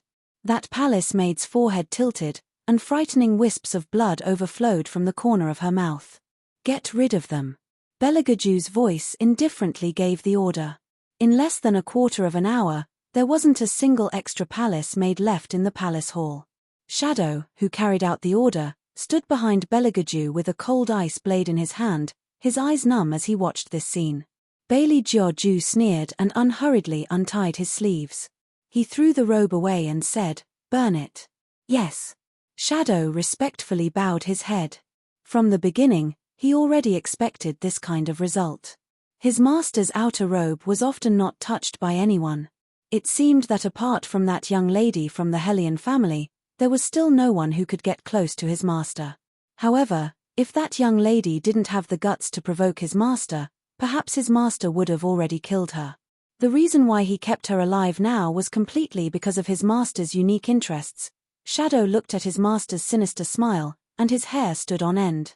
He threw the expensive outer robe into the stove, and began to mourn for a certain woman. He hoped that in the future, she wouldn't die too miserably. The fire in the stove was burning brightly when a sound came from outside. "Stinking brat, don't pretend you're not here. This old man knows that you're inside. If you have the ability, then come out for this old man. This old man will accept you as his disciple right now." Shadow heard the commotion outside, and his face had a paralyzed expression of "no way, they're here again." He hurriedly ordered people to prepare clothes for his master to wear first. Beligaju wasn't in a hurry. He took the outer robe, his fingers turned the sleeves, and buttoned them one by one, not the slightest bit affected by the outside world. "Stinking brat." An old man rushed in from outside, his body draped in a flashy white fur robe. He was still panting. "This old man knew that you would definitely be here." Beligaju didn't pay attention to him, so much so that he didn't even lift his eyelids. However, his eyes were cold, and the old man couldn't help but swallow his saliva. He steadied his breathing, and changed to a sincere and earnest tone. "Yesterday, this teacher divined for you. The divination showed that in less than 3 days, you will meet your lives. Hey, don't pull me. If you pull me again, I'll get angry. Grandmaster." Shadow lowered his voice and gave a meaningful look to the nation's most valued armament master. It wasn't for anything else, but he was afraid that his master would be unhappy and beat someone to death. The old man shook him off, pointed inside the hall, and howled, "Stinking brat, what this old man said is true. When the Red Luon Star moves, there will be a great disaster. If you still want to maintain your freedom, Immediately acknowledge me as your master. This old man can still help you solve that divination. Go, go. In the hall, a gloomy and dark voice reverberated, as if there were countless sharp and thin ice knives that could cut his throat at any time. It made people tremble with fear. The old man's raised voice immediately withered, and his neck shrank back. Fine, even if you don't want to acknowledge this old man as your master, you should still come back to the White Academy to cultivate. If you don't come to class, this old man will clear your grade. After he finished speaking, he ran away. In the dark, the eunuchs standing to the side were already covered in cold sweat. They trembled in fear and dropped their hands, not even raising their heads. Seeing the old man leave, Belagaju didn't stop him. He only supported himself with one hand and stood up from the wooden couch. His pure black fur cloak slowly fluttered, and his pair of long and narrow phoenix eyes seemed to have found a trace of joy in this boring life, becoming deeper and deeper, more and more evil. The red Luon star moves. Ah, this lord wants to see how the dead red Luon will move. Chapter 11. A gentle breeze blew in, ruffling the man's hair, revealing a pair of thin but frighteningly bright eyes. The eunuchs shivered, chills running down their spines. Master, I beg of you, please don't laugh anymore. This is not your style. Who is it that provoked you? Call her out, we promise not to beat her to death. At this time, Elder Tu was standing outside the palace with his hands behind his back, anxiously pacing back and forth. When the old man came out of the palace, his eyes lit up, and he hurriedly greeted him. Grandmaster, you finally came out. It's Tu Tien. As the Grand Elder of the Imperial Tutor, other than his lack of confidence in front of His Highness, in the eyes of others, he still had a high status. What happened to your armament master assembly? Hearing Grandmaster ask this, Elder Tu recalled the scene at the Phoenix Pavilion, his old face flushed red with excitement. I won't hide it from Grandmaster, when I was testing, I discovered a rare genius. Oh, there's such a thing. Grandmaster chuckled, not caring at all. That Murong Chang Feng you've accepted is already not bad. If you get another disciple, Tu Lao, you'll have a perfect life. Unlike this old man, I'm still single. Tu Tien waved his hand. Grandmaster, don't make fun of me. In this Dragon War Empire, who doesn't know how high your standards are? If you lower your standards a bit, who knows how many people would step on your doorstep and break it? Grandmaster smiled, but in his heart, he didn't deny it. He was just being polite. Murong Chang Feng's level of martial artist, in his eyes, was just SOSO. Only, who said that if I lower my standards, the doorstep would be broken? He stepped on other people's doorstep every day, but he didn't see any sign of that stinking brat relaxing his standard. Gnashing his teeth, saying too much would make him cry. No, wrong. That's not what I wanted to say. Tu Lao suddenly remembered his purpose for coming here. He stretched out his hand and pulled the black cloth off the whip. His voice trembled as he said, that girl used less than an hour to dismantle this thing. Compared to her, this old man's new disciple is like heaven and earth. Jizun only saw a flash of silver light in front of his eyes. When he saw the armament clearly, he suddenly stretched out his hand and stared at Tu Lao. The person you were talking about, where is she now? Where? I don't know either. Tu Lao, who had never seen Jizun show such an expression before, fiercely swallowed his saliva and said, when I arrived, she had already taken the silver and left. Such words did not dampen Jizun's enthusiasm. Then what's her name? Where did you learn from? When Tu Tien heard this, he instantly gritted his teeth and fiercely slapped his own forehead. I was so anxious that I actually forgot to ask for that girl's name. Really, Ari? Jizun stared blankly, shaking his head with a bitter smile. Tu Lao, how could you be so muddle-headed at such a crucial time? Even without his old friend's reminder, Tu Lao's heart was filled with regret. While pounding his palm with his fist, he circled around the imperial palace. Jizun lowered his eyes, as if he was talking to Tu Lao, but also as if he was talking to himself. Nine-tuned silver snake, other than that stinking brat, it's hard to find another person in this world who has such a clever mind. This old man really wants to see that girl and accept her as a disciple. What? Tu Lao suddenly raised his head and stared at his good friend with round eyes. Who was Jizun? He was the revered imperial teacher of the Dragon War Empire. The armaments made by his hands were more precious than real gold and silver. It was a treasure that every martial artist longed for. However, he had always been unrestrained, and his whereabouts were casual.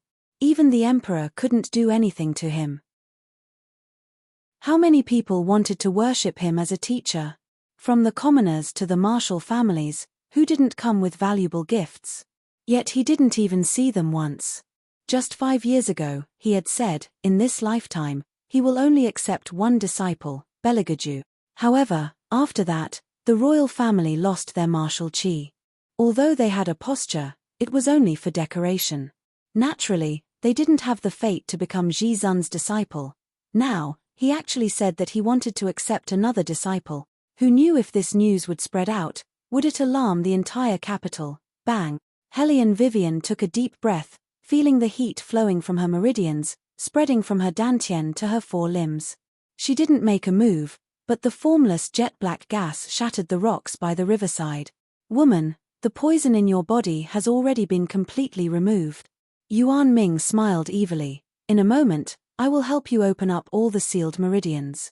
When the time comes, the pain will be 100 times worse than now. Are you sure you can endure it? Speaking up to here, he paused, licking his thin lips with the tip of his tongue. Actually, you can choose the second method. If you give your soul to me, you don't have to do anything. I will personally fulfill all your wishes. Why do you have to suffer like this? Hellion Wei Wei rolled up her sleeves, her pure white forehead overflowed with a thin layer of sweat. She curved the corner of her mouth. Yuan Xiaoming, put away your ruffian tone of a cowherd picking up girls. I said I'm not that stupid. I won't sell my own soul, and, the most important thing is, I want to personally take revenge for myself. Yuan Ming's pupils shook, then he suddenly laughed. Woman, you are indeed very interesting. He had seen many humans, but none of them could withstand his bewitchment. In the end, they all became his delicious food. And this woman, she was worth watching. Since you have already decided, then I will now begin to help you open up all your meridians. Yuan Ming smiled, but it really hurts. As soon as his voice fell, Hellion Vivian felt as if all the muscles in her body were being cut by a sharp blade. A bone-piercing cold swept across her entire body. The cramping pain caused her thin lips to lose all color.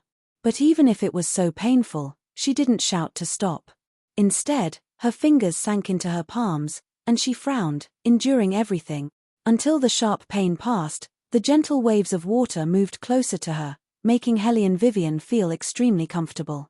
It was as if her whole body was lying in a huge bathtub, surrounded by water that was neither cold nor hot. It was incomparably comfortable and relaxed. My master, congratulations, you've succeeded. This was the first sentence that Hellion Wei Wei heard after her 5 senses returned to their original position. Following that, it seemed as if there was an endless amount of power flowing out from her blood vessels. Finally, it melted into the palm of her hand, intricate yet complementing each other. A golden light surrounded her, making her look like a star that suddenly rose, emitting a dazzling light. All of this, except for herself, no one else could see. Chapter 12. Because the place that Hellion Vivian chose to cultivate in was the gift that Yuan Ming gave her when they first met, the immortal realm space. Here, there was no noise, only the sound of the flowing stream and the wind blowing through the grass. The environment was very important to a martial artist, and Hellion Vivian who cultivated in the immortal realm space improved her martial chi faster than those who cultivated in the depths of the mountain. This was the reason why people often said to cultivate chi with spirit. Hellion Vivian naturally also noticed this side. After narrowing her eyes and pondering for a while, she buried a dying strawberry seedling in the soil. In fact, she was just trying her luck, but what she saw next made Hellion Vivian shock.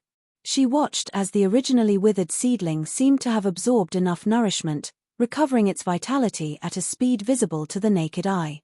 It extended its branches and leaves, and even grew small white flowers. Even Yuan Ming who was at the side was stunned.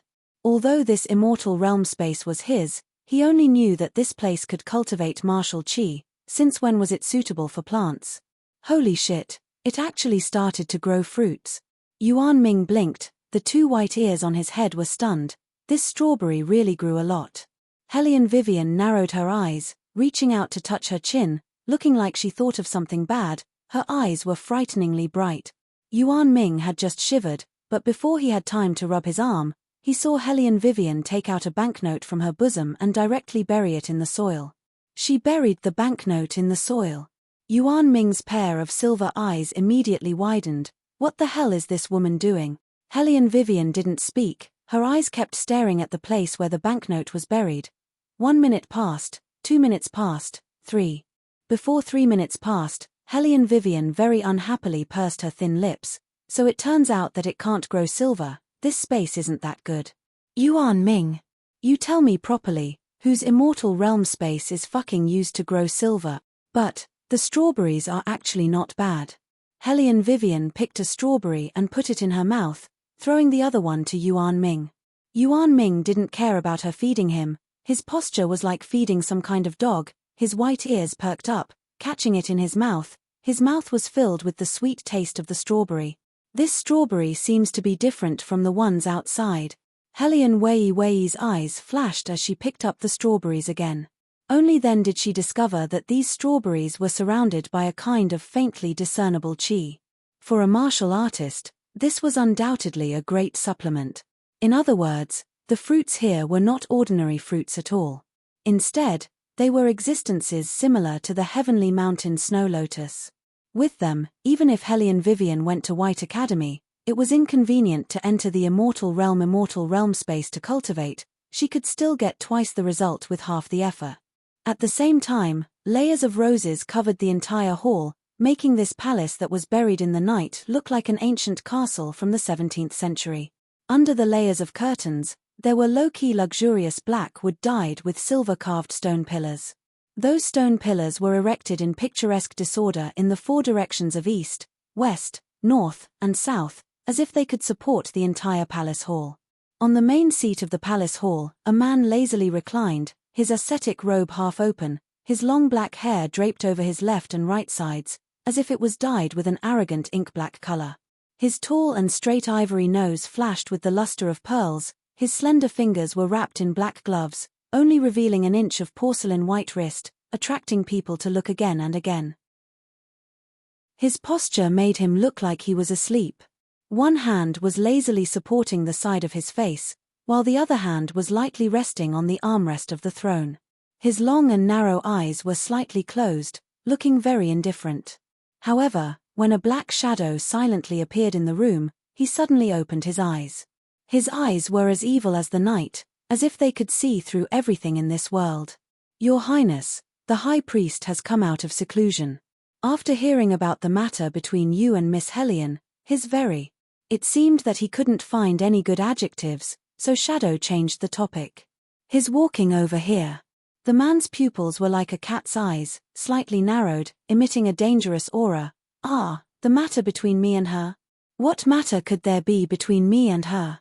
Shadow thought his master had forgotten and respectfully said, last time when your highness passed by the Defense Division residence, you helped Miss Hellion get out of trouble. Get out of trouble? The man's voice dragged out, the demonic coldness in his eyes directly attacked Shadow. Are you reminding me right now that I was taken liberties with by a woman?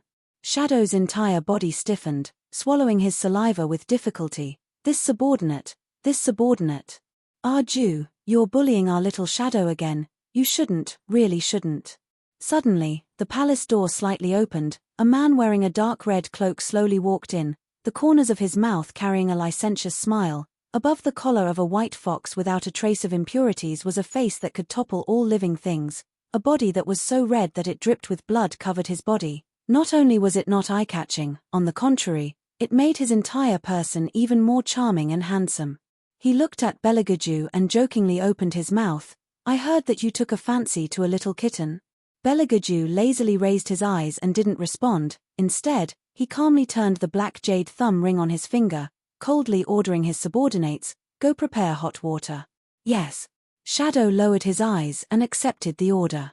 In less than half an hour, a thick layer of hot air soared up in the palace hall. The licentious and unruly man didn't give up on the topic of the little kitten, his thin lips slightly curved, his arm casually placed on Belagaju's shoulder. I also heard that the little kitten took liberties with you. Hearing this, Shadow heavily sucked in a breath, not for anything else, but for this man's recklessness. Belegaju coldly smiled and waved his hand away, taking a handkerchief to wipe the place that was touched by the man just now, the corners of his mouth hooked up into a cold arc. Nangong Lai, you don't want your hand anymore? Hey, don't be impulsive. As the high priest, I need to be concerned about the love life of my country's princes. Nangong Lai immediately took a step back, raising both of his hands to show his innocence. His gaze swept over Belegaju's unfathomably handsome face one by one, as well as the low-key and elegant embroidery on the collar of his long robe. The man in front of him was graceful as if he had been carefully sculpted. Most of the time, his expression was alienated, indifferent, and lazy, even to the extent that he had lost his martial chi. But even so, the innate powerful aura on his body could still suppress any other prince except for him. Belegaju, this man was truly born from the darkness. Even he couldn't figure out his ability, not to mention, he still wasn't sure whether he really didn't have any martial chi. Chapter 13. However, someone who dares to take liberties with you must be very interesting. Only, Arju. Nangong Lai still fearlessly raised his eyebrows. It is said that the kitten was born in the general's residence. Belegaju tore open the robe on his body, his expression cold. Are you in seclusion, or are you gathering gossip? I am a person who knows everything under the heavens.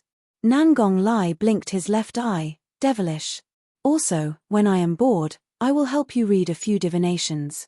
Bailey Jiaoju picked up the wine glass beside him and swirled it slowly. No one could tell whether he was happy or angry from the side of his handsome face. If you want to talk about the Red Luan Star, then you can get lost now. I knew that old man Jizun would definitely tell you one step ahead of me, but he definitely didn't tell you. Nangong Lai suddenly lowered his voice, the tone of his voice was evil. That Red Luan of yours is very likely to be that little kitten that flirted with you. Belegaju's hand that was undoing his robe paused. He turned around and slowly walked to the side of the expensive lotus wooden barrel. He expressionlessly glanced at him, his voice cold and carried a warning. You better not do unnecessary things. Nangong Lai gracefully straightened his body and threw himself into the chaise lounge at the side. He somewhat sleepily yawned and lazily said, Arju, you can't be being kind and want to let her go, right? Let her go? What are you talking about? Belegaju put his two excessively slender legs on the sandalwood desk in an unruly manner. He reached out and threw his robe to the side. A lock of black hair disobediently fell in front of his eyes. Suddenly, he laughed.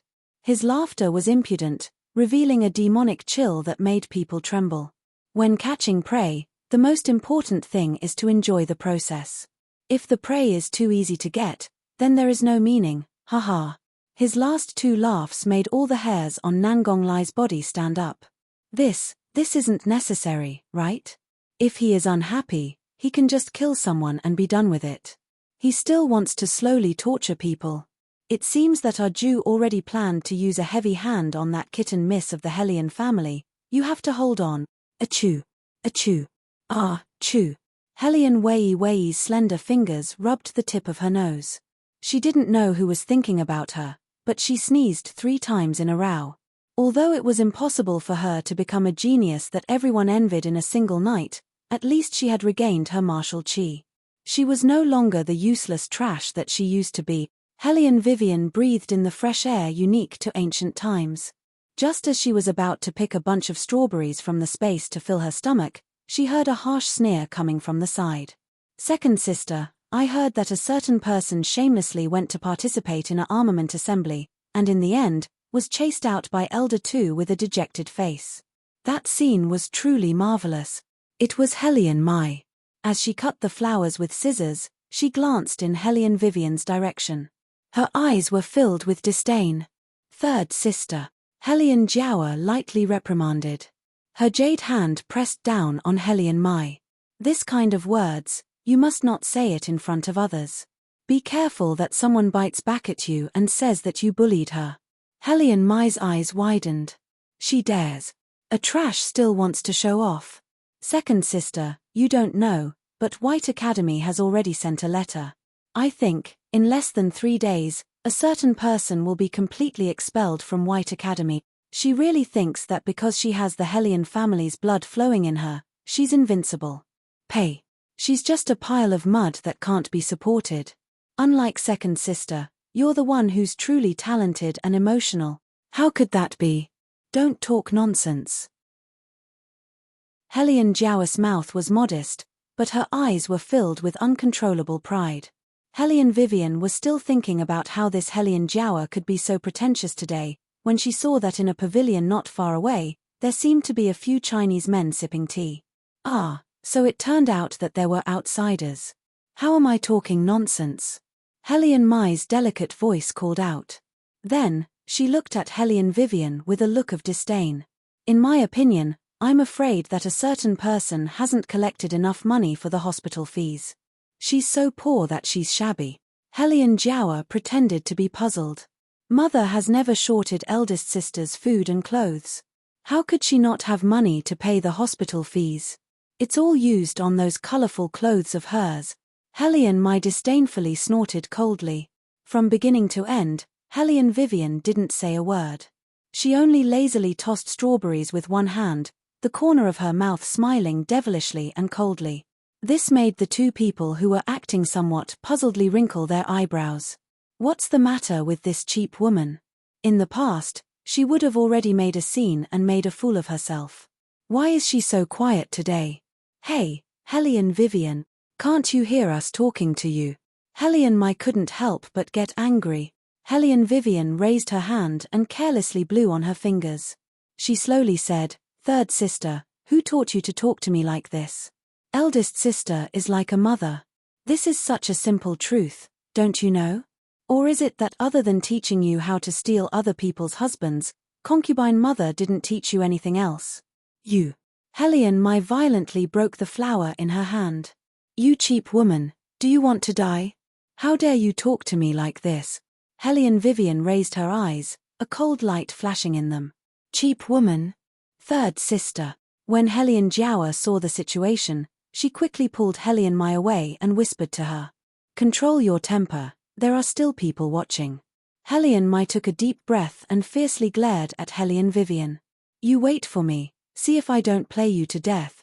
Hellion Vivian lazily yawned. She didn't put Hellion Mai's threat in her eyes at all. On the other hand, Hellion Mai was very angry. She threw away the broken flower in her hand and wanted to reach out and beat someone, but before she could raise her arm, she was scared silly by the scene in front of her. Where did these bees come from? Hellion Mai pulled the servant girl aside. "Get rid of them." The servant girl was also scared to death. There were so many bees, densely packed, buzzing and flapping their wings, surrounding Hellion Mai in the center. "It's the flower. The young miss just cut the flower. Who asked you this?" "Ah, my face. Damn the bees." Listening to Hellion Mai's scream, Hellion Jiao also panicked. But she didn't panic to save people, she panicked to hide. There were so many bees, if she was targeted, it would be terrible. In an instant, the entire Imperial Garden of the Defense Division's manor sank into a clamor. Only Hellion Wei was calm and unhurried. The surroundings were quiet, not a single bee could be seen. Yuan Xiaoming, play slowly, too fast, no fun. When Hellion Vivian said this sentence, the corner of her mouth was full of evil charm. Chapter 14. Yuan Ming was extremely excited. "Woman, this method of yours is really ruthless, but I like it, ha ha ha ha. It's good that you like it." Hellion Vivian's tone was indifferent as she withdrew her gaze, turned around and slowly walked towards her own residence. Yuan Ming rubbed his chin. "If they knew that not only were you not kicked out, but you even won 100,000 taels of silver, I wonder what kind of expression those two stupid humans would make?" "Yeah, who knows?" Hellion Vivian licked her thin lips with the tip of her tongue, indescribably evil and bloodthirsty. Yuan Ming propped up the side of his face and laughed. Hehe, he was looking forward to it, really looking forward to it. "Senior Hellion, this is your family's eldest daughter, right?" The one who spoke was a man wearing a large cloak sitting next to Hellion Guangyaro. That man was none other than Nangong Lai, who had just come out of seclusion. He lightly turned the white jade teacup in his hand, a trace of playfulness quickly flashed through his eyes. However, the impatient Helian Guang Yarrow didn't notice this and even thought that Nangong Lai came today to denounce him. His attitude was especially respectful. I've let the high priest see a joke. This little girl of mine has a fierce temper, doesn't understand the rules, and even angered the royal family. According to this old man's opinion, she should be thrown into the dungeon and properly disciplined. Hearing this, Nangong Lai's long and narrow bright phoenix eyes curved into a faint ridicule. Everyone said that Helian Guang Yarrow was magnanimous and was a rare talent. He really hadn't seen a talent who, in order to protect himself, would push his own daughter into the fire pit. It seemed that rumors really couldn't be trusted. Nangong Lai flicked his sleeve and put down the teacup in his hand, saying, Senior Helian seems to be oversensitive. His Highness doesn't have any intention of blaming Miss Helian. That guy always took revenge for the smallest grievance. On the contrary, I just heard Miss Helian and the others talking. It seems that they mentioned White Academy. What? Is Miss Helian also preparing to enter the academy? If that was the case, there would be a good show to watch. He remembered that Arju had also promised to go back. When the time came, Helian Guang Yarrow didn't understand why Nangong Lai would suddenly smile so devilishly. Hearing him mention White Academy, he instinctively thought that the other party was asking about his beloved daughter, Helian Mai. He pretended to be modest as he smoothed his beard, yet he couldn't conceal the pride in his words. I didn't expect that even the high priest had heard about this matter. My daughter is untalented, but her good friends in the capital spread the news like wildfire. This old man is truly ashamed. When Nangong Lai heard this, he knew that Helian Guang Yarrow had misunderstood who the person he was referring to was. However, Nangong Lai didn't explain further. He only smiled evilly as he picked up the teacup again. The corners of his mouth slightly curved up. Misunderstandings weren't important. What was important was that the little kitten who had taken liberties with Arju was going to live in the same courtyard as him. Sure enough, when the red lawn moved, it couldn't be avoided. Things were getting more and more interesting. On the other side, in a side courtyard that had been abandoned for a long time, Helian Vivian looked at the letter that White Academy sent to her on a fast horse after she had paid the money. Her long, shapely eyebrows raised. Notice of admission? What the hell was this? Congratulations, you have already obtained the qualifications to enter White Academy. From today onwards, students who have received this letter are requested to prepare the following items: a white and blue robe, a high-class scholar's hat, as well as a silver fox fur coat and the inkstone writing brush required for admission. The corners of Helian Vivian's mouth twitched a few times. What kind of admission notice was this? It was basically instructing them to bring their own school uniform and stationery. For Helian Vivian, who had once again returned to her student years, it was really funny. White Academy. What a nostalgic name. Yuan Ming sighed at the side with an expression that said, I have a lot of stories. Come and ask me quickly. Helian Vivian actually gave him face. Her lips curved into a smile as she said, You also know about White Academy? Of course I know. Yuan Ming's arrogant voice was full of pride. Back then, I had crippled many of their students. Helian Vivian was speechless. This was really a piece of news that was worth being happy about. Bullshit. She had to carefully consider whether to bring Yuan Ming in. She was afraid that someone would not be able to hold back and would impulsively beat Yuan Ming to death. If you go to White Academy, don't forget to mix into their battle spirit forces. That group of guards is still very good. Yuan Ming solemnly instructed Helian Vivian. She rarely saw him like this and could not help but be interested. Oh? What's good about it? The food is good. Yuan Ming licked the corner of his mouth. I used to go there often. Helian Vivian was speechless. She must be crazy to think that he was serious. Moreover, I remember that students who enter the battle spirit forces can be exempted from those admission fees. Yuan Ming held his chin and narrowed his eyes as he recalled. Helian Vivian suddenly raised her head and the corner of her mouth brought out a smile. It is indeed a good group of guards. Let's go.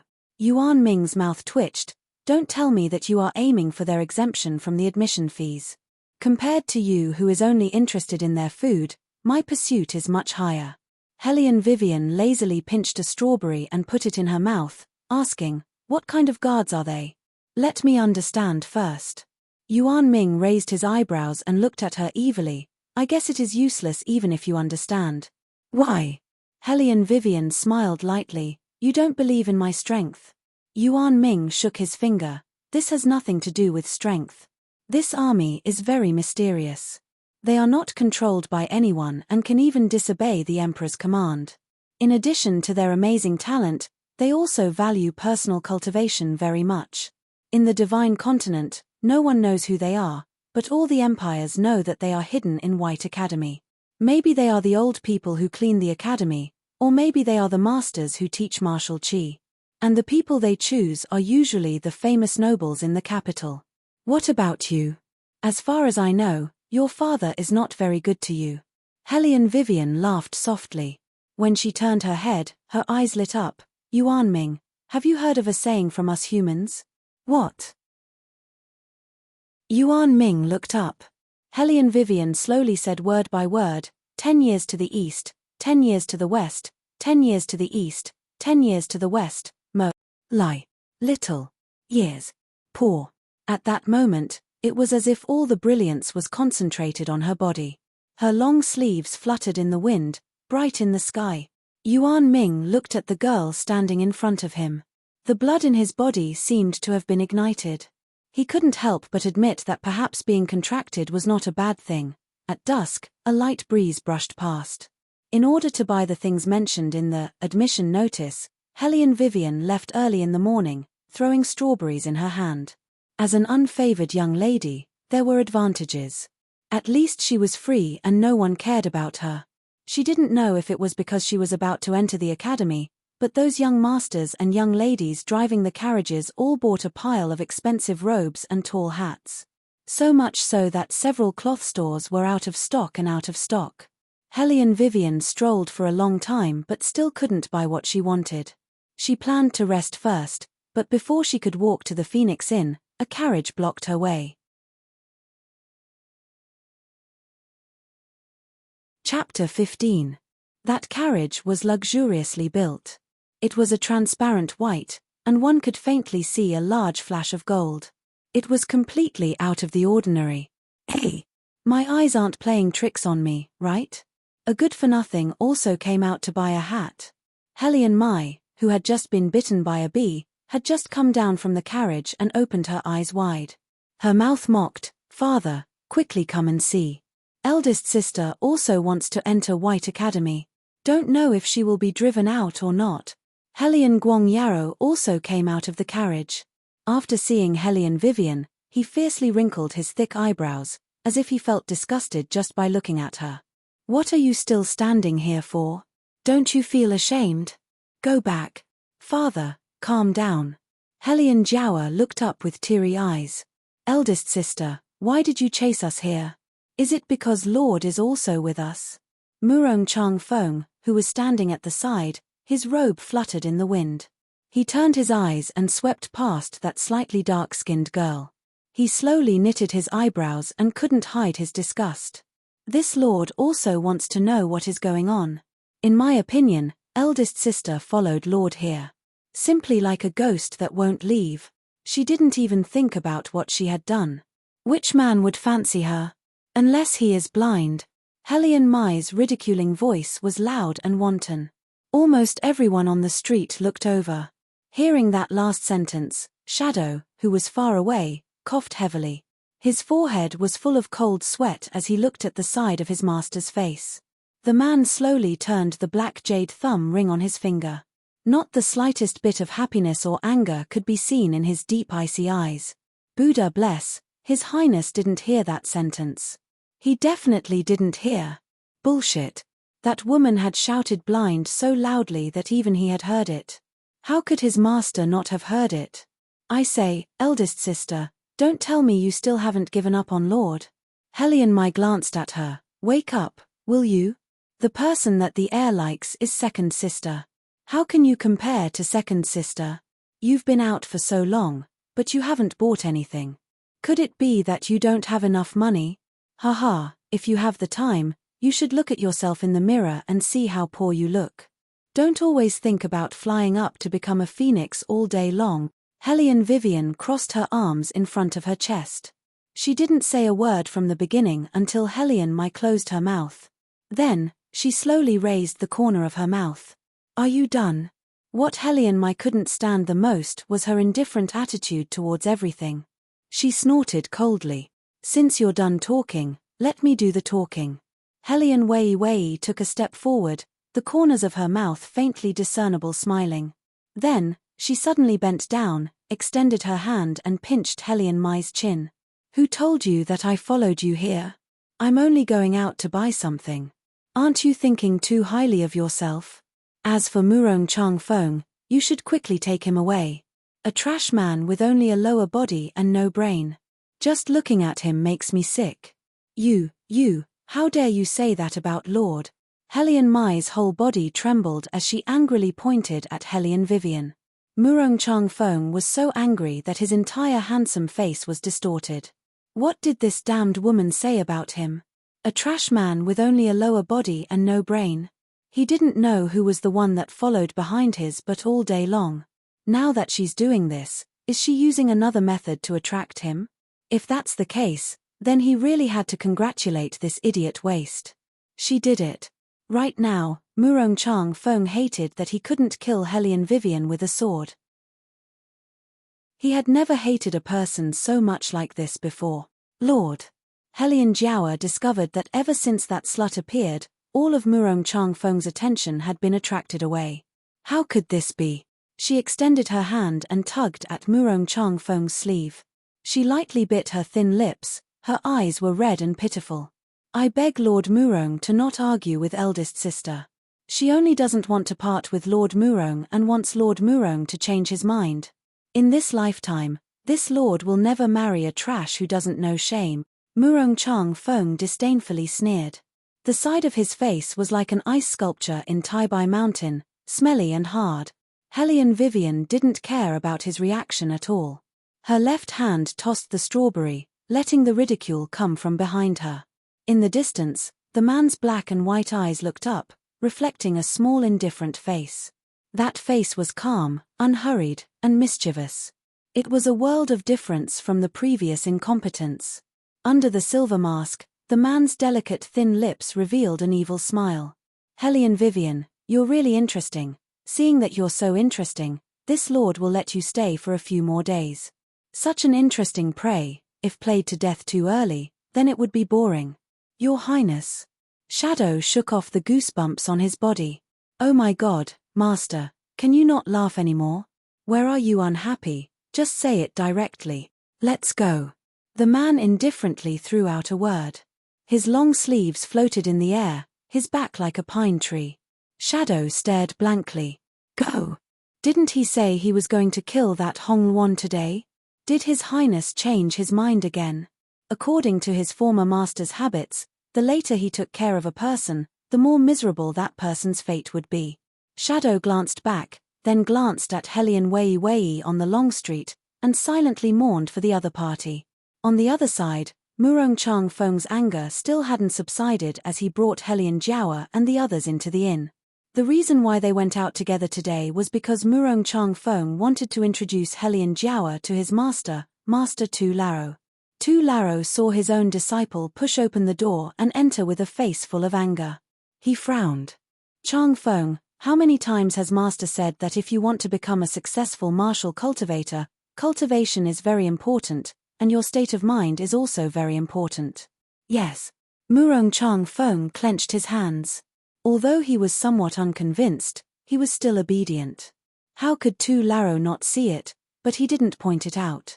This disciple of his was good at everything, just that he was a bit arrogant and couldn't listen to other people's teachings.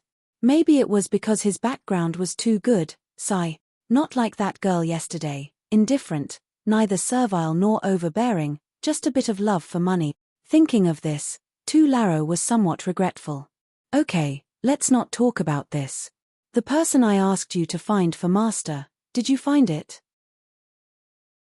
Murong Changfeng shook his head and said, this disciple searched the entire capital, but still couldn't find the girl that Master was talking about. Master, who is this person in the end? Is it worth it for you to care so much? An exceptional genius. Speaking of that girl, Tu Laro couldn't help but be excited. You don't know how high her martial cultivation talent is. Even Grandmaster Zizun wants to take her as a disciple and personally teach her. What? Murong Chang Feng raised his head, a trace of astonishment flashed through his eyes. Previously, he also wanted to worship that old man as his master, but no matter if he personally went to visit, or if his father, Prince Murong, sent a carriage to invite him, that eccentric, arrogant old man didn't even see them one. But now, that old man actually wanted to take in a disciple. He was very curious. Who exactly was it that entered his eyes? Chapter 16. Lord, who is the young girl you're talking about? Unable to stand the other side ignoring her for so long, the Hellion Jiawa opened her mouth sweetly. Maybe my father can help look for her. Murong Chang Feng then remembered that Hellion Guang Yarrow was still in the inn and quickly introduced him. Master, this is Lord Hellion, who is in charge of the military. Isn't the high priest always in charge of the military? Can a different person manage it? Tu Tian still wanted to find the person, so he didn't think much and asked. Hellion Guang Yarrow's smiling face stiffened, even his words were somewhat forced. This official is only an assistant. I've met the Great Master once before. This time, Lord brought this official to find the Great Master in hopes that the Great Master would accept my daughter as a disciple.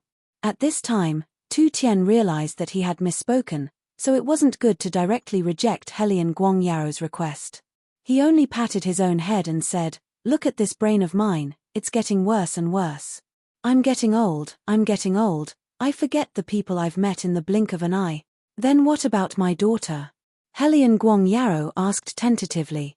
Tu Tian looked at the Hellion Jiawa standing behind him. Since she's recommended by my disciple, her aptitude must be extraordinary. Hearing this, the Hellion Jiawa's face revealed an unconcealable pride. Another vain person. Tu Tian shook his head and continued, "To tell the truth, I only want to accept that young girl as a disciple right now. As for the others, forget it." The Hellion Jiawa, who had never been rejected by anyone, her eyes flashed with a trace of venom. Could that young girl compare to her? However, even if she thought so, the Hellion Jiawa wouldn't show it on her face. She only smiled. Jiawa really wants to see the elder sister that the Great Master mentioned. Haha, I also want to see that girl one more time. Unfortunately, I only know that she's about 15 or 16 years old. I don't know anything else. That girl seems to have vanished from the face of the earth. Look at the cloth she's wearing. She should be from some family's young miss. Why can't I find her? Tu Laro muttered to himself endlessly. No matter how he thought about it, it wasn't that Hellion Vivian had disappeared from the world, but rather that from the very beginning, Murong Chang Feng had already excluded Hellion Vivian, so even if he searched the entire capital, he still wouldn't be able to find that genius from the Phoenix Pavilion that day. The next day, the sun was high in the sky and the wind was refreshing. Countless luxurious carriages left the city. The scene was extremely grand. There was not a single person in the capital who did not know that today was the opening day of the White Academy.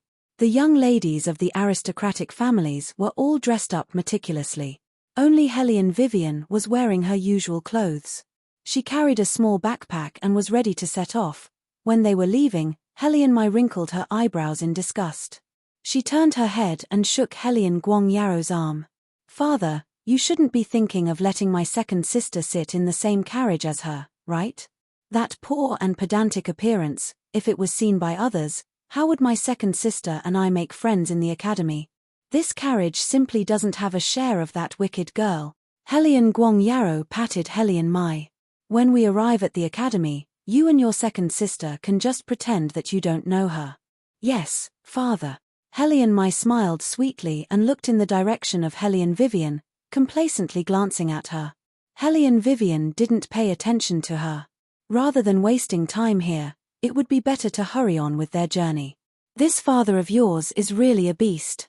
They are both daughters, but they are sitting in the carriage, yet you want to walk up the mountain by yourself."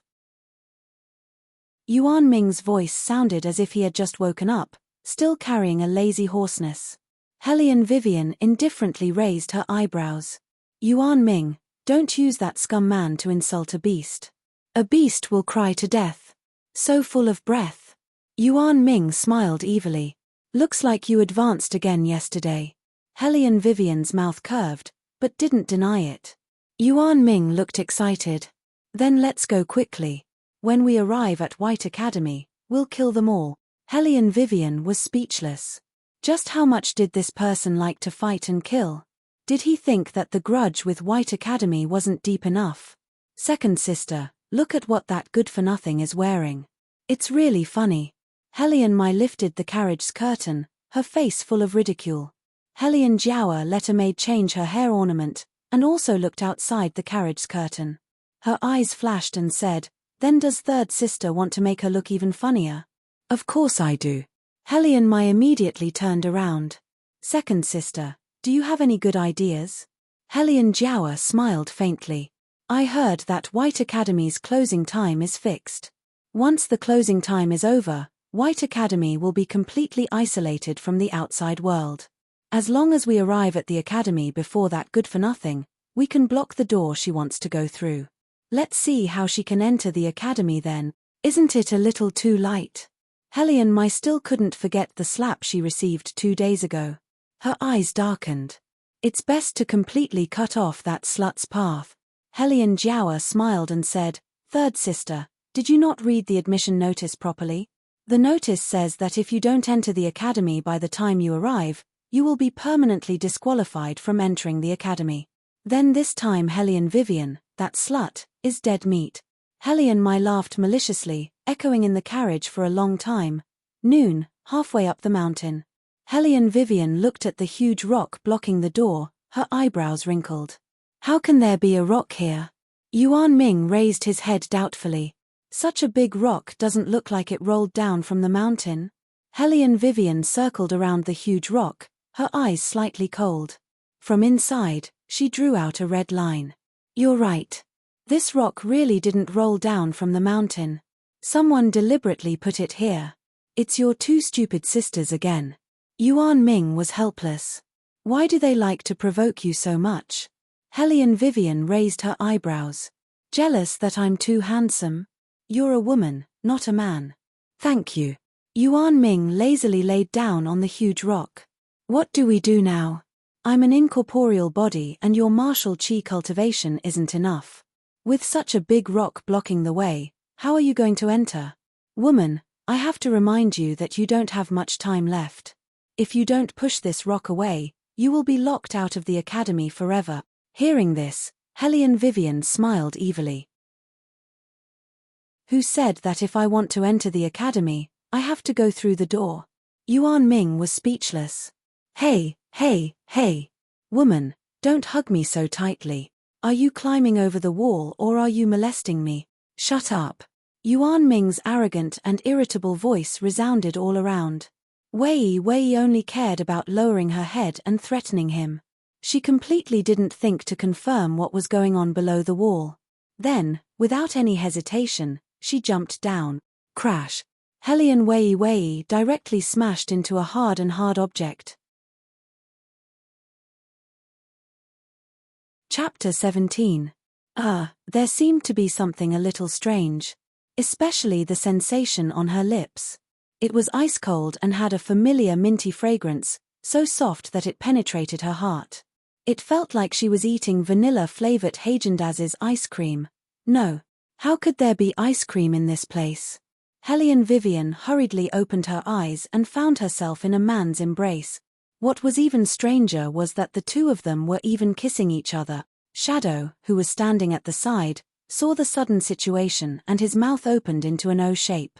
For a moment, his thoughts were in a mess and he actually forgot to speak. He also forgot to pull his highness up and could only stand there with a dumbstruck expression. His entire body was petrified. Wasn't this the Hong Luan that Master had always wanted to kill? Why did she climb over the wall and even kiss Master without any regard for her life? Hellion Vivian was just about to say, wasn't it just a kiss? She, the main character, is already so calm. Why is the person beside her so exaggerated?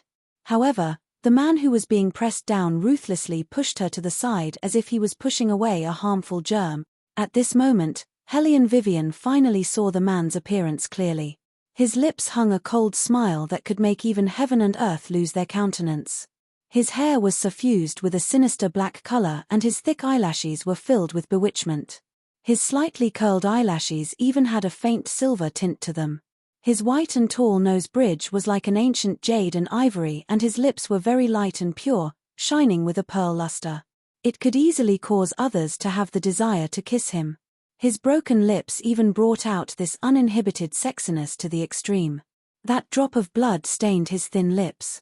Especially when matched with that ascetic face, it was simply breathtaking. However, there was one thing that wasn't perfect. That was the way the man looked at her, as if he had suffered a great loss. Was there a mistake? Generally speaking, shouldn't the woman be at a disadvantage in this kind of matter? Furthermore, this was her first kiss. What was there to be dissatisfied about? However, if she had such a face that could turn all living things upside down, she would also be dissatisfied. After all, she was in the wrong first. Without even looking, she jumped down from the wall and hit him. Furthermore, cough cough, she forcefully kissed him. That's right, it was a forced kiss. She, Hellion Vivian, had done many immoral things in her life, but she had never felt as guilty as she did now. Moreover, this man was obviously a perfectionist who was slightly obsessed with cleanliness. At this moment, his face was gloomy, and his originally bottomless black eyes were even more unfathomable. They were full of dark and thick hostility, and it was so oppressive that it was almost suffocating. It was the dark aura that only kings who had been immersed in high positions for a long time would have. Therefore, she should take advantage of the fact that they haven't reacted and run away quickly. Hellion Vivian picked up the small school bag on the ground and planned to leave. But before she could take a step forward, she was picked up by the man behind her like a chicken. His gloved left hand grabbed the back of her collar, and his voice was cold. "Where are you going?" Was this woman trying to run away as if nothing had happened after forcing a kiss on him? She was simply acting recklessly. Thinking of this, Belegaju's eyes became even colder. Every year, there would be many new students entering the school. That guy, Nangong Lai, knew that he liked peace, so he secretly arranged for him to stay in this courtyard. In the end, as soon as he arrived, he saw a small school bag fly down from the wall, and then, it was this woman. Belegaju turned his head, and his thick eyebrows wrinkled, as if he was thinking of how to deal with this little thing in his hand. Then, he slowly opened his mouth. "You have to take responsibility." "What, is that so?" Hellion Vivian thought that she had misheard, and even stuttered when she spoke. The man's deep eyes were still in the same posture as before, and he stared at her indifferently. Rather than saying that he was staring, it was more like he wanted to tear her apart. Hellion Vivian raised both of her hands, indicating that the two of them should stop fighting. The corners of her mouth rose into an evil smile. "All right, how do you want me to take responsibility? Don't tell me you want to give yourself to me." Hearing this, Shadow, who had just recovered from the previous scene, stiffly sucked in a breath of air. This woman, what did she just say? Make His Highness give himself to her? Guanyin Bodhisattva, Buddha, quickly show your spirit. Quickly make this woman who doesn't play by the rules shut up. He really didn't want to see His Highness's hands stained with blood on the first day of entering the school. "Give yourself to me." Nangong Jiaoju playfully pinched Hellion Wei Wei's chin, the tips of his fingers slowly rubbed against her lips until they were boiling hot. His icy cold breath sprayed all over her face. "Since you want to devote yourself to me, shouldn't you check the goods, The hoarse and deep male voice fell beside her ear, causing her to inexplicably tremble. "Go prepare a room." These words were said to Shadow at his side. Shadow's eyes widened in disbelief. In his impression, His Highness had never taken the initiative. Usually, it was those women who stuck to him, and he always disdained them. But, today, Shadow shook his head, turned around and left. He must be thinking too much.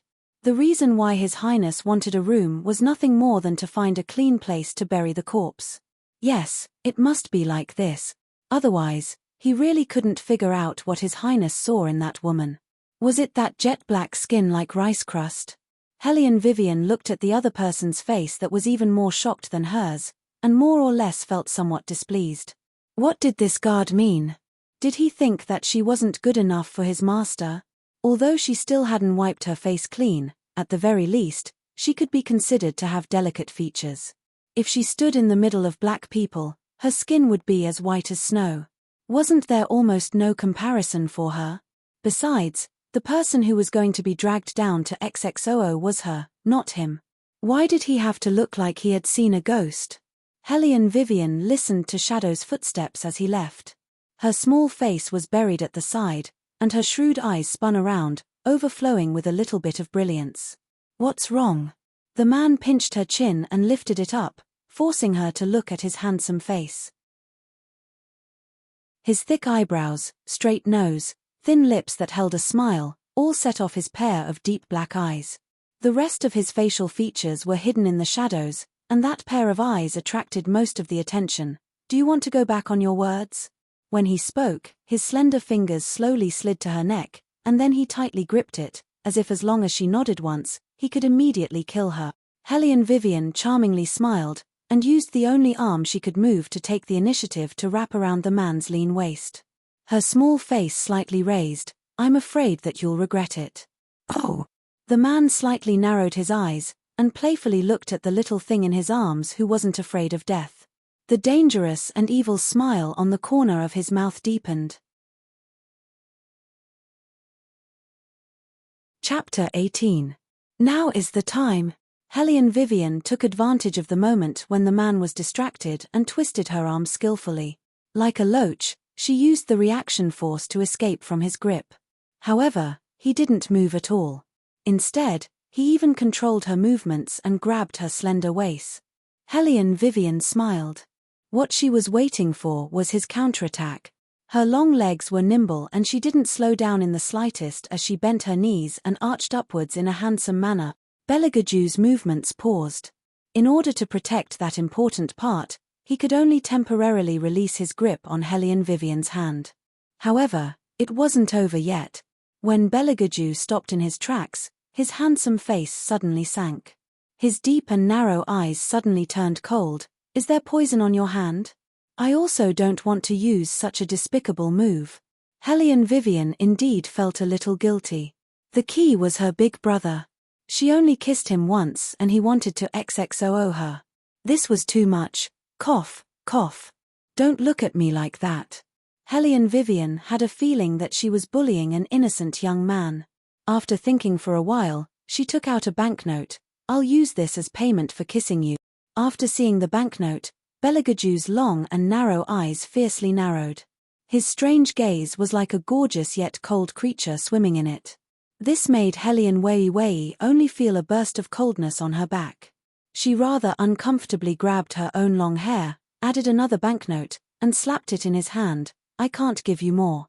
In modern times, even those male prostitutes don't pay as much as you do.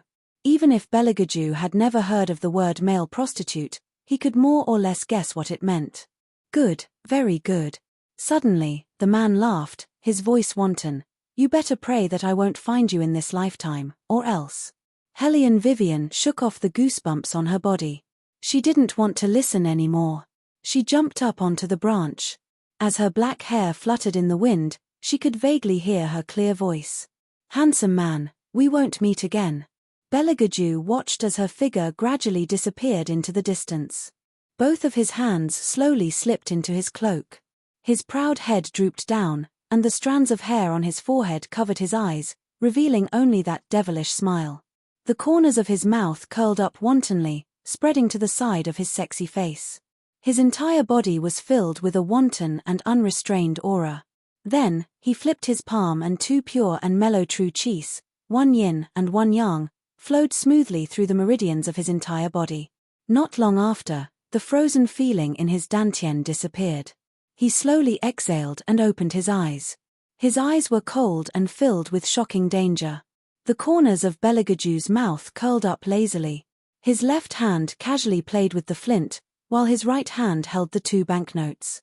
His eyes congealed into frost. The flint was very beautiful. It was pure black in color and cold in his hand. With a black head and green flame, it was indeed very cool to use it to light a cigarette, but he used it to count money. The banknotes ignited when they came in contact with the fire. Beligaju looked at the flower in his hand and coldly laughed. 20 taels, that's really a lot. The man's voice was as cold as winter. That king's aura actually caused the temperature of the entire courtyard to drop. 20 taels. When did he, the Grand Third Prince of the Dragon War Empire, become so cheap? Beligaju half raised his eyebrows. His thin lips blew at the ashes on his fingertips. At that moment, he looked like a demon king that came from the banks of the river of forgetfulness. Naturally, he killed in one breath. Suddenly, a rumbling sound came from the distance. Nangong Lai, wearing a long fur robe, walked out from the stone dust that filled the sky. He unhappily curled his thin lips. Who is so blind as to put a stone in front of the courtyard and have to trouble me to do it? Hey, Arju, quickly come over and see if my body is dirty or not. Beligaju glanced sideways and slowly glanced at him. That glance was extremely cold. Coupled with his action of blowing the ashes, it was indescribably frightening. Nangong Lai's scalp went numb as he swallowed his saliva. What's going on? Logically speaking, no one would come to this courtyard to provoke this king of hell. Who was Arju's murderous look directed at? Was it him? At this time, Shadow, who went to prepare the room, flew back and landed on one knee. Master, go find her for me. Beligaju threw away the cloak on his body. His black hair fiercely oppressed people's hearts. Shadow, who sensed that something was wrong, immediately lowered his head. Other than saying yes, he didn't dare to say another word of nonsense. But there were some people who weren't afraid of death, such as a certain wanton and unrestrained man. Nangong Lai devilishly put his hand on Nangong Jioju's shoulder. All right, don't be unhappy. Big brother will tell you a piece of good news. That kitten is also on the admission list. When An Ying heard the words kitten, he felt a heavy jolt in his back. High priest, I'm begging you. Don't mention that woman again. Master will really kill you by accident.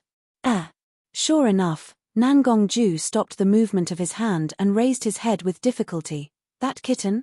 It's the eldest daughter of the Hellion family. Nangong Lai said excitedly. He didn't look carefully just now, but now that he was closer, he discovered.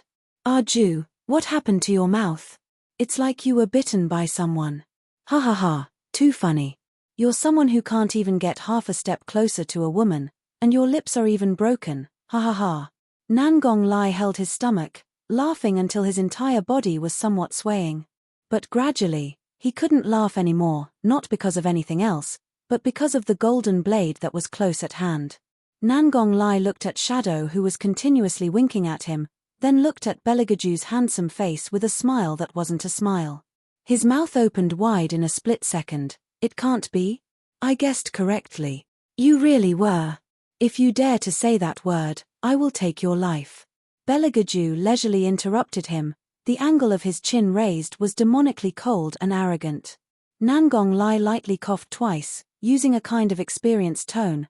Arju, you don't need to care too much about this matter, and you don't need to keep using pear blossom water to rinse your mouth. You're a man, you have to go through this process. However, I'm still very curious, who in the world has such big guts, even daring to take advantage of you?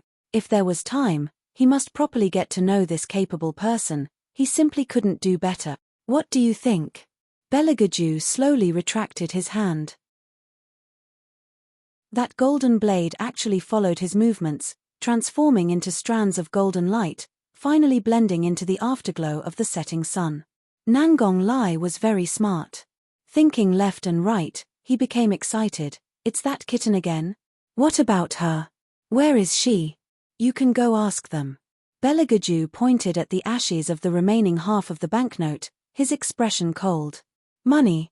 Nangong Lai squatted down with a strange expression. What's going on? Chapter 19. It's very obvious. Beligaju paused for a moment, slowly tidying up his sleeves. His handsome side profile didn't reveal any emotions. I've been prostituted. Nangong Lai. Ha ha ha, ha ha ha ha. Nangong Lai laughed until his entire body was shaking. His finger pointed at Belagaju. Arju, you must find her. This is really too interesting.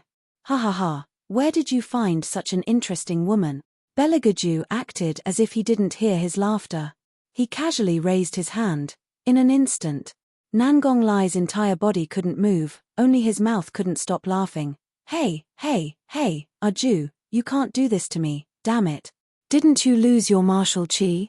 How can you even use the body snatching technique? Also, did you hit my laughing acupoint through the air? You sinister man. Belagaju supported his chin, lazily looking at him. Behind him was the reclining chair that Shadow had prepared for him. In his hand was a freshly brewed tea, completely unaffected by the surrounding noise. His posture was quite enjoyable. Nangong Lai was tired of talking, but he couldn't stop laughing. Arju, didn't you hear what I said just now? That little cat is also on the admission list. If you let me go now, maybe I can help you find her. I'm the vice principal. Belagaju's hand paused in the middle of drinking tea. He glanced back at him, his demonically cold thin lips slowly curved up. Woman, you seem to have provoked an incredible character. Once they were far away, Yuan Ming couldn't help but open his mouth. His voice was thick with the feeling of watching a good show. Hellion Vivian sighed deeply, her body lying on the lawn, both hands behind her head, a piece of hay in her mouth. I don't need you to tell me. Kai. Yuan Ming looked at the sun that was about to set, rubbing his hands. Although the environment here is not bad, shouldn't you get up and gather in the main courtyard? Don't forget about our business of fighting and killing. Who takes fighting and killing as a career like you? Hellion Vivian's mouth twitched. She lowered her head and glanced at what she was wearing. Yuan Xiaoming, I warn you, I haven't bought a silver cloak yet. You'd better be honest later. We'll stand in the middle to reduce our presence. The White Academy was so big that the number of people in it was comparable to a modern aristocratic high school. When those young masters and young ladies who had entered the courtyard gathered together, it was enough to drown her in a sea of people. Even if that man wanted to look for her, it would be of no use. Hellion Vivian's guess was correct. There were indeed a lot of students pouring into the main entrance from every courtyard. It was to the extent that even when Nangong Lai and Belagaju were mixed in the middle at the same time, they were not discovered. Hey, Arju, do we have to go in like this? Nangong Lai pulled on the top hat on his head and said in a sloppy manner, Today, I will be attending as the Vice Dean. If I'm not on time, Imperial Grandfather will find trouble with me. Belagaju put on the last outer garment. His eyebrows were handsome. How many people know that you're this year's Vice Dean? Only you and Imperial Grandfather know. A person must maintain a sense of mystery. Nangong Lai blinked his left eye. He had always been unrestrained by the secular world. He had never worn such a formal outer garment. He simply didn't wear it. He swung his hand and put it on his shoulder. Long legs and slim waist, very handsome. Belagaju calmly took back his hand and put it into his outer garment pocket. His voice was indifferent. Then continued to maintain it. You mean to say? Nangong Lai narrowed his eyes. We have to enter the academy as new students. Belagaju didn't speak. He only looked up and smiled. Nangong Lai suddenly covered his forehead. Arju, are you crazy? A priest and a prince mixed in with new students. What kind of appearance was that? You must be crazy. Nangong Lai nodded with certainty. He was kissed silly. Belagaju brushed his sleeves and said in a cold voice. Less nonsense. Are you going or not? I can't go. High Priest, you must stop His Highness. Standing at the side, Shadow desperately gave Nangong Lai a look. His facial paralysis made his facial features distort. Of course I'm going. Nangong Lai looked towards An Ying who was working so hard and smiled evilly. He took the lead in taking a step forward. Arju, I'm telling you, in a while, you must remember to protect me well. Even though everyone doesn't know me, but with brother's handsome face, I'm sure those pretty girls from small families who don't step out of the house will be unable to control themselves. If they want to come up and shake my hand, you must avoid them, do you understand? Shadow was speechless. Avoid them. High Priest, are you afraid that His Highness will steal your limelight? In terms of appearance, His Highness is more dangerous. No, this isn't the main point. The main point is His Highness. Do you really intend to go in like this? What should he do? Should he go and inform the retired emperor? No. Based on the retired emperor's pampering of His Highness, he would at most laugh and say, "Old Third is still so naughty." Naughty. Shadow looked at the sky, tears streaming down his face. In the whole world, only the retired emperor would think that Master was naughty, and not that he would kill demons if demons blocked him, gods if gods blocked him. At dusk, a long wind blew gently. White Academy was located on top of a mountain. The north was leaning against the mountain, the south was a river, and the east was a verdant bamboo forest. There were tree stumps in the forest, and hot spring water was used to irrigate the forest. All year round, the scenery was like spring, and the mist was faintly discernible. It was like a fairyland. At this time, there were already many people in the center of the courtyard. Hellion Vivian followed the flow of people and looked over. There were several young masters from aristocratic families who were in the process of displaying their martial chi. They were modest and courteous, and they were proud of their strength. And at the back, under the shade of the trees, there were many luxurious chairs. The servants hung water jugs and were shouting noisily, cheering for their masters. The young ladies were much more reserved. They sat under the shade of the trees and tasted pastries and tea. The maids were busily running up and down at the side. "They're coming, they're coming." Suddenly, someone shouted. Those young masters and young ladies all stopped what they were doing and looked in the direction of the stone door. Creak. The tightly shut stone door slowly opened, and a little person walked out. He was about 5 or 6 years old. His 2 short legs swayed back and forth, and it was estimated that he couldn't reach the ground even if he sat on the chair. The white training clothes hung loosely on his body, and were tightly tied by a pure black belt, making him appear even more petite. His big bald head was even brighter than a mirror under the sun. At this moment, the little bald head seemed to be sulking at someone. He puffed up his chubby cheeks and silently stared at the new students under the stairs. He fiercely took a bite of the meat bun in his hand and heavily sighed like a little adult. "It's all because of you guys. Before I could eat my fill, Master kicked me out. Too hateful."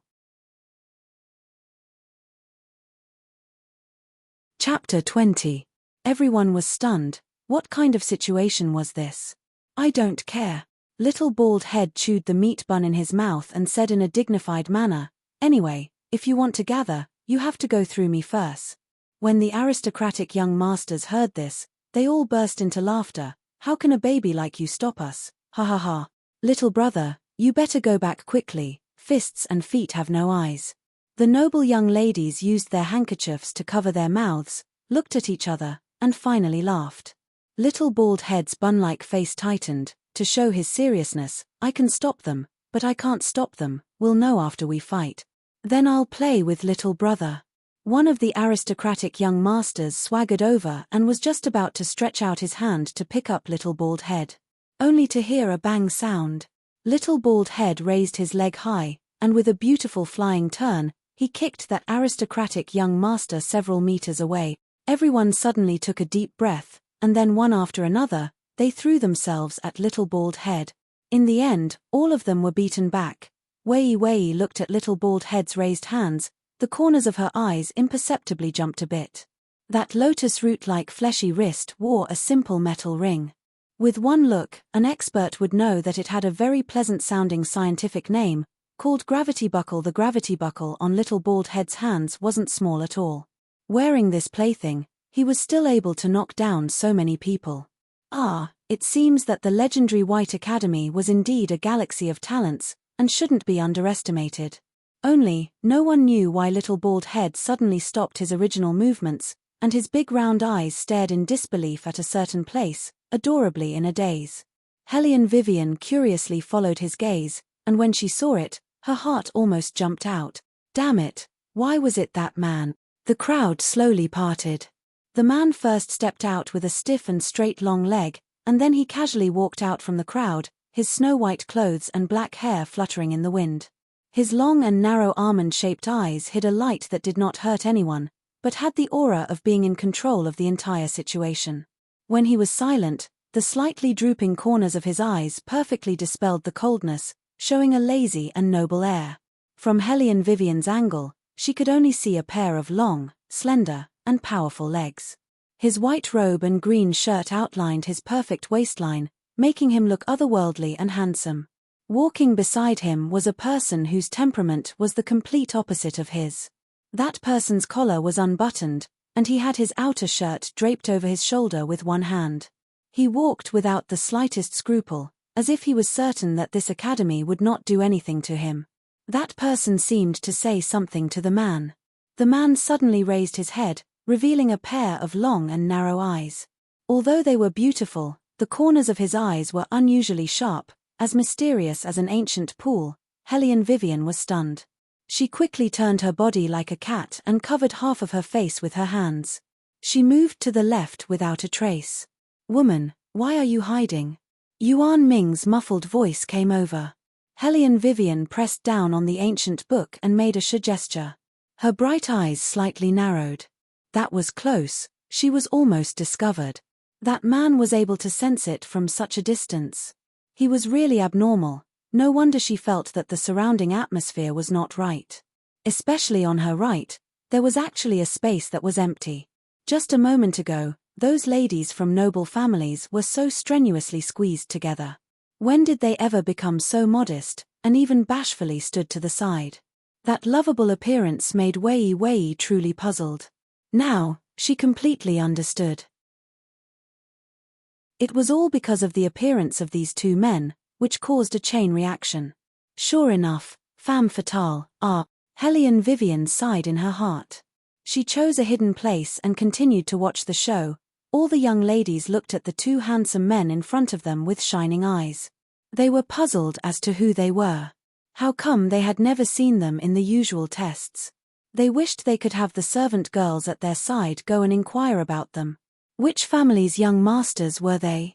"Ah Ju, what are you looking at?" Nangong Lai came over and excitedly said, "Don't tell me you found the kitten." "Nope." Beligaju withdrew his supercilious gaze. The corners of his mouth slightly hooked up. He was bewitchingly cold and wanton. But, soon, Little Bald Head listened to the conversation between these two people. He was very conflicted. He did not know whether he should make a move or not. He could only hold the meat bun in his mouth. His thick black eyebrows wrinkled into a caterpillar. Finally, he shouted like a tiger, "Master, I don't want to fight anymore. Hurry up and give me back my lunch." As the little baldy shouted, he turned around and ran inside like a little mouse. Everyone was stunned again. What was this situation? The first test was so inexplicably passed. When the stone door was fully opened, on the steps, a man wearing a scholar's hat lowered his head. His face was full of disapproval as he looked at the little bald person. He was more than 30 years old, but he did not look old at all. Instead, his sleeves were clean, gentle and refined. When everyone came in, they saw this scene. No one could tell the man's identity. They thought it was the second test, so they all put on a fighting posture. The man's smiling gaze swept over them inch by inch. His voice was cool to the bone. "From today onwards, you are White Academy students. This semester is half a year. In this half a year, you all had better behave. You can do bad things, but you can't let me know. Kai, who do you think you are?" In the crowd, a young master from an aristocratic family impatiently muttered a sentence. The man's gaze fell on him. His faint smile did not change. "It seems that this young master is very dissatisfied with me.